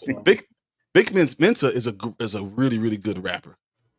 Really, I mean, just creative, intelligent. I don't think I know any of his work. I know I'm not familiar with his name. Me neither. He's on the level of like he's a Chicago rapper. Okay. So I mean, so he's like Common. Yeah, a mix between Common and what's his name? With the 3 on his hat all the time. You're talking about Chance the Rapper? Chance. Like he's a mix between Common and Chance. That's Vic Mensa. And I was telling Danny earlier that episode where they had like all the entrepreneurs, that was really good. You know what I mean? And you had Byron Allen in there. And man, if you know Byron Allen's story, like buying the Weather Network, when nobody else wanted to buy the Weather Network, he bought the Weather Network and became a multimillionaire by buying the blew Weather it up, and it really showed you how to be an entrepreneur and make it run, make it go, and then doing the kind of content that you want to do. So, absolutely, I love Byron. Absolutely. So I like that episode that they featured those two as well, right? What do you think about when do these shows come out? On Wednesdays? I think so. I think it's tomorrow. Yeah, it has to be tomorrow because the 3 episodes came out Wednesday at like midnight. Yeah, so maybe you'll see them tomorrow night then. Yeah. I was asking what your thoughts about Thursdays. Thursdays. So Thursdays, but if it's streaming service, that would be midnight Wednesday midnight Pacific time and 3:00 in the morning here. So yeah, for you guys, yeah. But I was asking Danny, so I asked you earlier, your thoughts about the relationship between Carlton and Will. I think it has to change. And it definitely changed that moment when Carlton got back and Will was like, oh yeah, we're gonna do this, and Carlton's going through his own demons, right? And really having a hard time. And Will's like, what do we need to do for us to do this? And he's like, no, there's no us right now. There's your journey and there's my journey. They're not the same thing. And I think that's probably the most important thing that we've heard from them and set up their relationship going forward in this season. Yeah, and they're going to come back together and really be together again because they're going to need each other, because that's what always happens. They fight, they separate, and then they come back because they need each other. They're together now, though. They're doing the Black Success thing. But they have to do it separately. I didn't see that part. I think that so every time they come together, they always end up falling apart and then come back together by the end of the season. Because I read the synopsis for episode 5, or is it 4? Yeah, and they're gonna have issues with the way they're running the Black Success thing. So yeah, that's definitely gonna happen. But I like the dynamic that they have, right? Because I remember I was telling Danny in season 1, they like kind of hated each other, and then towards the end they got a little closer, and then each time they get closer. And I love the fact that they're actually looking out for each other in this season. Like when Carlton went up to the guy and was like, oh, Will, he's this and that, and told him Will's story, I was like, that was cool. You know what I mean? I really liked that Carlton was doing that. And then Will at the same time too was trying to help Carlton out. Always hyping up, being his hype man. Yeah. But I will say this, I hated Carlton in first season. I hated him. And the more you get to know him, the more he's really let down those walls, the more he's becoming really, his journey is something that we can all recognize. His journey has been one of, you have the two faces as a black man, right? You have your white face and you have your black face. You have to, the one you have when you're at home and the ones when you're out in the world. and Carlton just didn't understand the two different faces. I think, and that's something that we're seeing him understanding who he was, Mm-hmm. I and we're definitely think seeing that coming. he has the best character development out of anybody on the show. I agree. I think we're going to see Ashley turn into that. Yeah, I'm saying right now, so far, he has the most character development out of Yes. any other character. Mm-hmm. His I arc is agree. getting better than anyone else. Yeah, his Yes, art. and I think it was by design for us to hate him in the first season. Yeah, You know what I mean? He's very Because arrogant. yep, and it was Uncle Thomas at times. Mm-hmm. Yeah, it was right up until that last episode where Will was leaving and Carlton chased him down with Lisa. That's when I was like, okay, I really like what they were doing with Carlton. You know what I mean? yeah. Like Then you he could see his care. He slipped that money in his pocket. Yeah, Yeah. yeah, and But begged isn't him that not to also go. kind of what happened to Fresh Prince though? Like Carlton and Will were at each other's throats all the time because Carlton always felt like Will was trying to replace him, and everyone was always about Will and not not What about about him. season 4 or 5 and start changing? Yeah, but even starting 3 days, it was almost like they became brothers. Now they Mhm. were always combative, but it was like a real brotherhood. And by the time they were about season 4, they were like this. Mm-hmm. I think that's where we're getting more and more. And they're going to be able to have their own journeys, but every journey is going to come back to them being together. Yeah, yeah. And that's a real brotherhood. Yeah. Well, What I remember when Carlton was like most serious is when he started carrying that gun. I remember that episode. Oh my God, the episode. And Mhm. Will told him that you owe me. Give me the gun. Yeah, I saved your life. That was the most serious I've seen Carlton, and I like that episode. It sticks in my mind. Yeah, But, me too. A lot of people don't like this show because they like the comedy aspect of it, and I think that Fresh Prince it definitely is iconic. It's going to be one of the best black sitcoms, one of the best sitcoms ever. It goes down in history. But I do like this reimagining, and I'll be lying if I say I didn't like it a little bit better than the original. Really? I like the original more because I think sometimes the idea of black drama all the time is hard to watch. Sometimes 'cause you see But they do it right. No, but the fact that your drama is all the time, that you're not understanding all the problems and potholes that are gonna come, you're never learning from your things you're going through, your escapades and stuff. You're not learning from it, and you're continuing to fall into every single hole as you go along. It's hard to watch. It's hard to stomach sometimes. Sometimes you do need some type of relief. I think that's what the show allowed you to do. Because it didn't matter if it was the episode when Will and Carlton were going to the fraternity, and Carlton had to stand up for himself, and Will had his back. And still, I mean, those things happen. That's a real life scenario that literally happens to a lot of people. But they surrounded it not just with drama, but also with a little bit of comedy because that's what real life Yeah, also but gives you a some of little the bit of stuff comedy. was, I think the first one a little bit more fantasy than this one because Carlton going on Soul Train and doing all that and doing that, and then he see Tom Jones, not unusual and all that. Yeah, but I would say like the one when they went to college was that actually happened to when me and one of my brothers. Yeah, we were going to go. But Bel-Air is something that I don't know. Most people don't deal with it. Your life is not that. It's grounded in reality, though. I don't know if it is. I'm from a affluent family. I don't have that much drama coming all the time. There's so much drama all the time. Like they make no right decisions. But I don't know if I agree with that. I mean, I ain't checking your pockets, but they are uber rich. You come from an uber rich family? I don't have uber rich, but I'm saying, but they are uber rich. I mean, they are. My father and my uncle are. Yeah, I'm just saying, but they're rubbing elbows with the big dogs on this particular show. I just don't think you always have drama like that. And the idea that if you're in that situation, that you always are having drama, it's hard to watch. I got the Corn Puffy and Biggie, man. More money, more problems, man.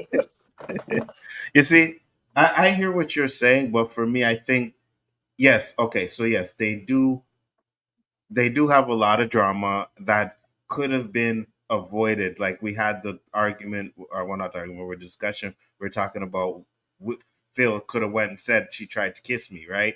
And tell us straight up the truth. It avoids all the drama that they're going to do in this season. But again, at the same time, there are instances where maybe I shouldn't. Not say this. What Phil did is something that any one of us right here on the screen would do. Nah, there's decisions that Phil made that you just shouldn't put yourself in. And when That's you the get thing. Oh, yeah, I agree. You don't put yourself in that situation. Yeah, but I'm saying, if you do get caught in a situation like that, it's like maybe I keep this one to myself. Yeah, we're men. We all have secrets, guys. Just going to the grave with me. Yeah, you know what I mean. Because if you go in there, and you try to do what he should have done. That explosion and blowback is going to be, oh my Lord. Mm-hmm.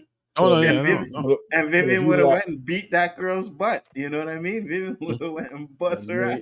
He'd been in the doghouse like he gonna be, because they done showed the episodes. Because she about to go and do her still get her groove back thing than me. On them episodes. Even though she was doing a lot of dirt stuff the last season.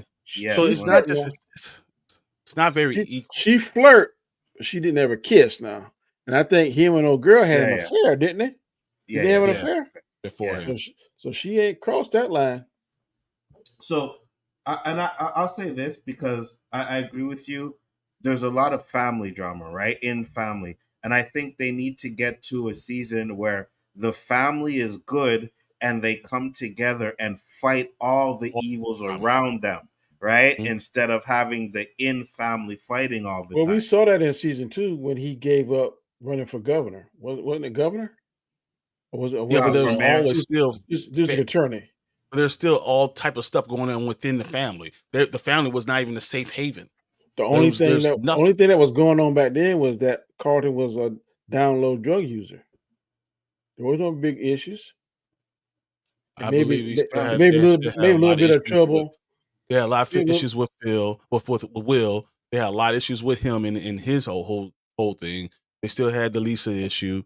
They still had the fact that no one was paying attention to Ashley. They had a lot of things that was going on still within the family. There was not a good, strong family unit going on. And then they had the whole thing with really their family still has a lot to do with. I think only 2 people know that Ashley is gay or lesbian, and that's Geoffrey and Hilary. I don't think the rest of the family know that. Exactly. So they're not even paying attention to her. You know what I'm saying? Like there's no safe haven in that family. But even in that season, Geoffrey had a lot of issues too. There was a lot of things still going on. There hasn't been a season where the family is fighting off everything from the outside by staying together. That is not what you're getting at any point. And that was my biggest problem with Empire, right? I used to the first season of Empire I thought was fire, but they kept having these in-family fights, and every season, like when the son wants to kill the father's trying to do this to his kids and backstab the kids and all kinds of stuff. And I was just like, okay, this is getting a little bit ridiculous now, right? At some point, right, if you want to show a strong back family, then you have to be able to curb. And I think they could get there, right? Because we could start off where, they're going through all of this stuff. And then by the end of maybe this season or even next season, they become a stronger unit because of all the stuff that they went through. And then from there going on, they're fighting, maybe Phil trying to become mayor again, and they're fighting all kinds of stuff. Maybe there's people that are trying to bring stuff out that the family did before that's all coming out, and they have to fight that together instead of having the in-house fighting all the time. You know what I mean? That could be an issue if it keeps carrying on. Yes. And that would be really cool to see that, by the end of this season, they say, look, we are a family. We're going to take everything together. No more fighting within it, within this family. Mm-hmm. It's going to be, we're going to be the strong unit. And if anything happens, it's going to happen to the outside, not in here. We will be solid. We will be your haven. Mm-hmm. And we'll go from there. We'll fight them on the outside.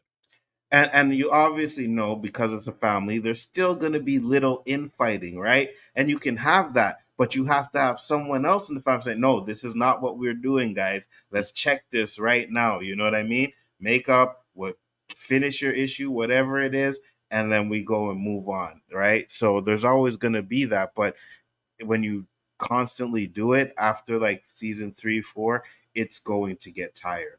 Because at the end of the day, you can only have so much drama going on constantly within the family before it becomes repetitive, before it becomes like, okay, now you guys are just trying to do too much. And then before it becomes toxic and they realize Yeah. the family needs to be squashed. Separate. Yeah, 100%. So I agree with that. I really hope that they change the dynamic there. Like right now, I'm digging it, and I haven't not an issue with it. It's only the 3rd season, but after 4 or 5, you can't be doing the same things over and over again. I wouldn't be surprised by the end of the season that someone gets pregnant. Oh, who? Hilary and Jazz? It's either because someone's going to have, because they're going to introduce a baby somehow. So it could be Phil, you know, you can see that or either Will and his girlfriend. I hope not, because I hope Will, they keep him from being the father and perpetuating that same thing that happened with him, with Lou. So I'm hoping that they keep that out the way. You know what? If Phil and Viv have another child, maybe, I or think they move it to because that'll kind of save the marriage, they move it to Hilary having a child, and then that be the one that they raise, which would be different from the original series, but that will also bring a dynamic that's closer. Yeah, I did forget that they did have a babies, and Hilary and Phil did end up having a baby, right? They did, yeah. Nikki or Viv and Phil.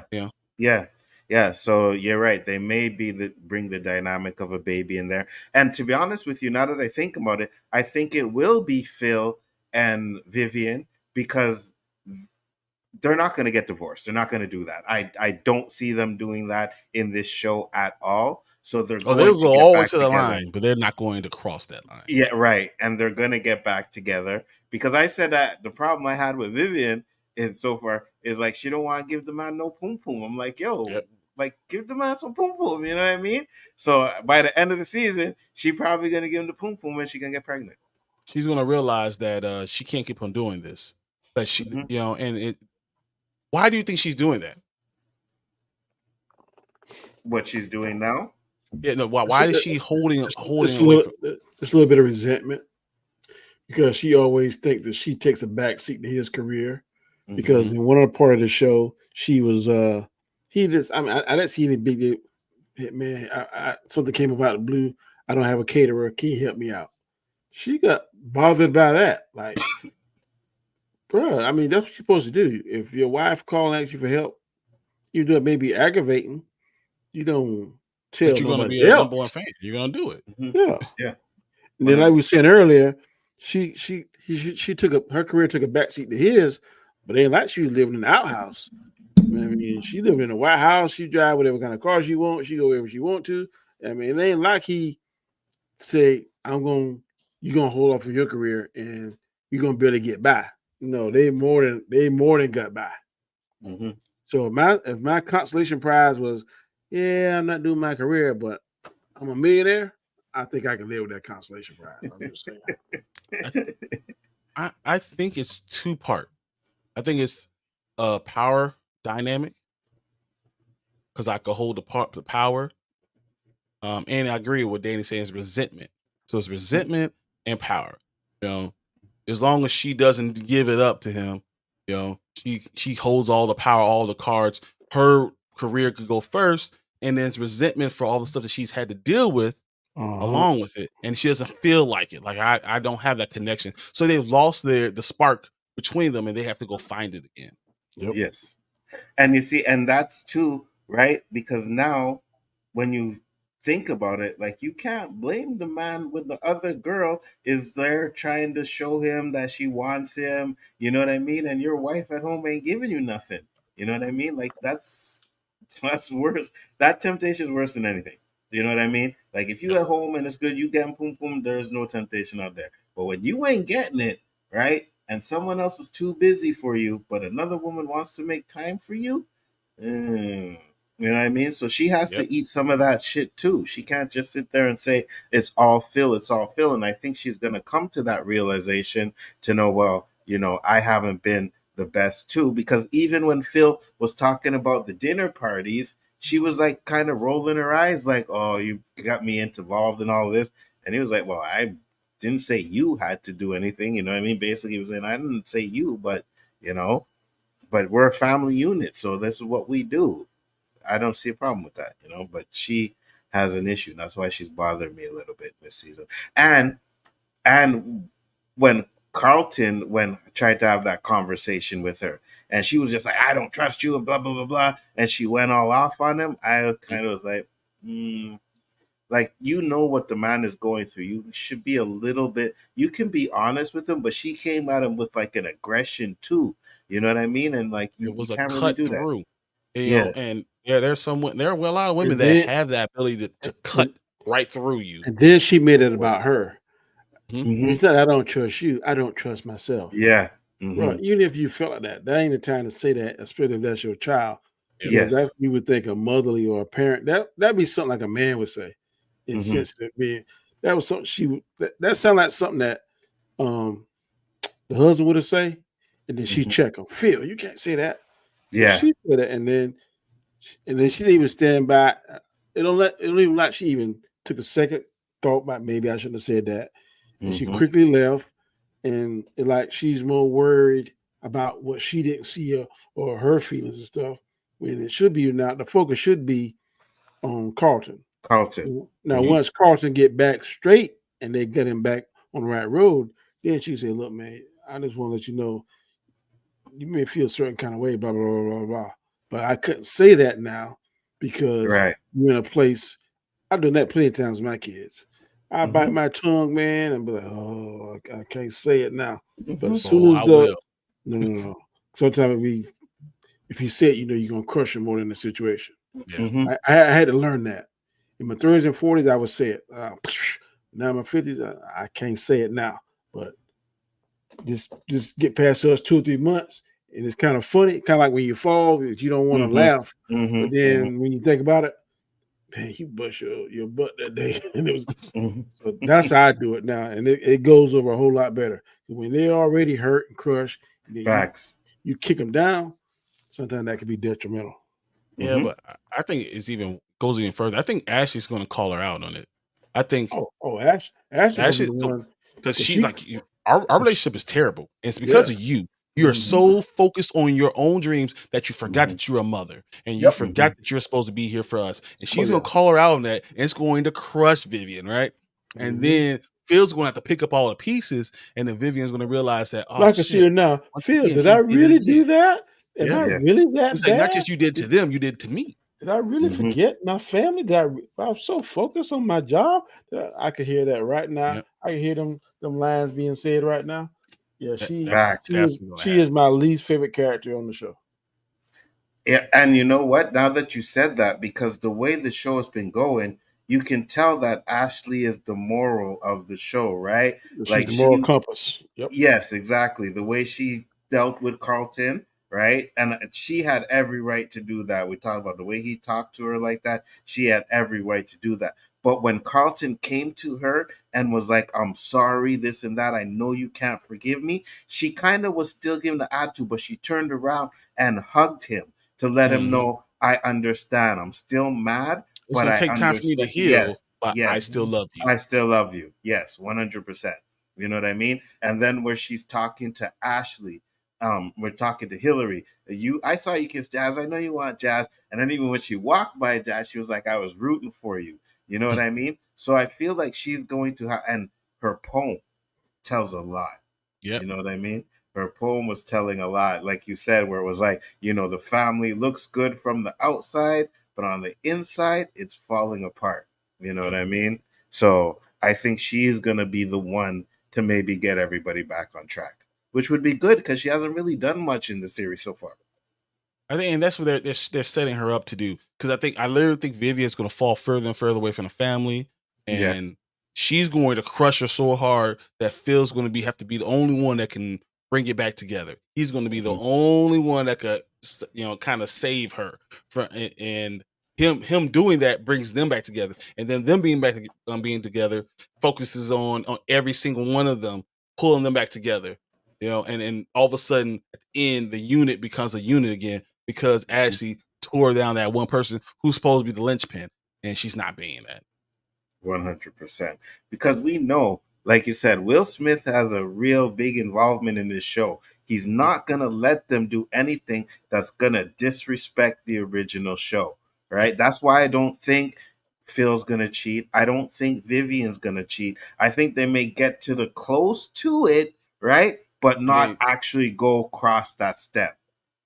You know, like Phil's gonna do, like, you ever seen I Think I Love My Wife? He's like right there about to take off his tie, and then he looks at it and he's like, "Oh, I can't do this," and he just leaves.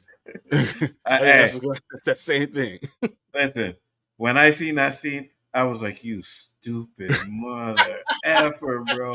What are you doing?" I was like, "No!" I was like, "What are you doing?" When she came out in that black, I was like, "Oh my Lord, yeah." I'd have probably been getting a divorce that day. Yeah, exactly. It would have been all over. You know, but yeah, I agree with you. I don't think they're gonna let it. I think they're, because for dramatic reasons, they're gonna push it to make you think that they're gonna go over the edge. Like, there's gonna be something with that Jamaican taco guy. Like, he's gonna be something's gonna happen with him where it's gonna be like, yeah, and then she's gonna be like, no, I can't do this. You know what I mean? I think she's gonna get caught by Geoffrey. Geoffrey will be like, "What?" And then next thing you know, he's gonna check her, and then she's gonna think about it, and then she's gonna come back. Next thing you know, the Jamaican taco man gonna be dead right along with old boy. But the body count has risen by 1. Facts. What's up? Whatever Octopus Red Raven. Octopus Red Raven. Yeah, I think it might have been a I don't know, whatever. But thanks for popping in anyways, man. And like I said, I know Brian got to go to a next show. It's getting late. We've been on here for 2 hours, so we are going to cut it off. I do want to do the rest of the episodes if you guys are down for it. I definitely do. Most definitely. Because I'm really enjoying the show. Brian, tell the people first off, grades for the first 3 episodes. Oh, A+, A+, A+. That's what they give for me. I definitely give it an A. This is, so far, they've know what they're doing. They set it up very well, and they're delivering on all of it. I agree. And I'm with Danny, A+, because when the last, listen, I was like, because I left it. I told Danny it came on. I didn't watch it. And then one night I was like, you know what? I'm going to watch it. Couldn't find it. I had to search for it. And then once the first episode went off, I'm like, I'm watching the rest. I couldn't put it down. I wish they would have dropped the whole season. Me too. No. Yeah, me too. You want to maintain that pool on everybody. I'm telling you, this is so much better. And I thought this last season of Cobra Kai is the best one yet. But this is so much better than Cobra Kai. Yeah, Cobra Kai was good too. It's different. That's all. This is the best season I've seen so far. Starting off, I'm interested. Kai. Yep, I'm interested. Oh, Cobra Kai is this will be a 3-parter, 15 episodes. Those long episodes are the best things you could do. The way it went off with old Kreese. Now, the only thing I don't like about Cobra Kai, Kreese is older than me. That sucker is 70 years old, 80 years old. He's like Yoda, and he can survive all this stuff and still fight people and get bite by a cobra and still living. I'm like, come on, y'all. Y'all need to stop this. Y'all need to stop this. Other than that, I love it. But I'm right there with you. I love Cobra Kai too, but I think right now this show it's one of those shows where I was just like, man, I want to see what's happening. I want to watch the rest of it. So I'm like, Danny, like certain shows you want to do weekly for sure, but there's certain shows that I want to be able to binge watch because I would have watched all 10 that whole night, bro. I would have watched them all. It's too stressful for me, so like I have to watch it one at a time. Like, you know, if you ever watch the show The Bear, you can't just watch The Bear straight through. You have to like give it some time. Like you have to watch it. You're like, okay, let me give myself an hour or two, and then I can go to the next one. This if you get all 10 episodes, man, it'll be too much. But I watched this show on YouTube, and I need to start watching it after this season. You ever heard of it? It's called the Lesbian Homie. Yeah, yeah. Oh, it's the black dude, right? That big black dude show. Big Jaw. Big Yeah, Giants. Bro, Yeah. man, this last season, I was like, what in the world? But yeah, he drops it every week, every Tuesday, boy. At work on Tuesday, I'd be like, man, I need to start watching that show, but man, it got me hooked. Mm-hmm. Hey, listen, man. And for the guys that follow me, I don't agree with that lifestyle. I don't. Hey, listen, Danny. But it's I've been kind of watching. Netflix dropped Too Hot to Handle, and I've been watching that show, and oh my god, Never heard that. I want to show you something before we leave, though. Brian, where do people can We're find trying to you? get me to watch P Valley. I don't want to watch that. I don't want to watch that at all. No, Hey, I I'm- feel I'm with the part of Spoiler Kings. I'm on Mondays and Thursdays at 9 till 9 Central till we go to sleep. And then I do my football thing on Tuesdays and Wednesdays and Sundays. Normally at 8, but it'll be at 10 o'clock tonight. So I'm gonna jump on that. Make sure, guys, to check that out. Their channel is in the description. I actually didn't put the Destiny Pylon on there, but I will do it. But you guys go check out their football channel over there. They do some good stuff over there, like I said. And you have a giveaway you're trying to get to, right? Yeah, so Dynasty Pylon, we're giving away a real Stitch jersey, kind of like this. And we'll get the number 7 on it, and it'll say Dynasty Pylon on the back. That we're doing this, so if you want our second jersey, you'll get the alternate jersey. The third one will be any player you want, and then the fourth one is one that's custom to you. So How do you get to win? How you get to win them? All you gotta do is watch our video. We have a 400 subscriber giveaway right now. Watch the video, do the hashtag. There's a word. You gotta watch the video to see what the word is. If you like it, hashtag. We're gonna do a polling next week, and whoever wins gets the jersey. And we'll send it out. The show is coming on now. So the Dynasty Pylon is actually already there, so you can look at the video. I think we only got 61 views right now, so whatever it is, and I think only 30 people actually entered. I'm like, why are you watching and not enter? So enter to get it, and then we're going to do a little giveaway, and whoever wins wins. Dynasty Pylon. Absolutely. And make sure to check out that. You're going live in a few minutes. So, guys, you can switch over there real quick. I am Big Afford Entertainment. Thank you guys for popping in once again. We will be back with another episode next week for episode 4. And hopefully you guys enjoy the show. Check it out, though. It's a good show, man. You know what I mean? Give it a chance. Trust me. Yep. Peace. You won't miss it, man. Act like it's better. Oh, no. I'm lying. I'm lying. I've watched paint dry that was more entertaining than the Acolytes. No, you lying now. You lying now. Facts, 100%. It was better written. Absolutely.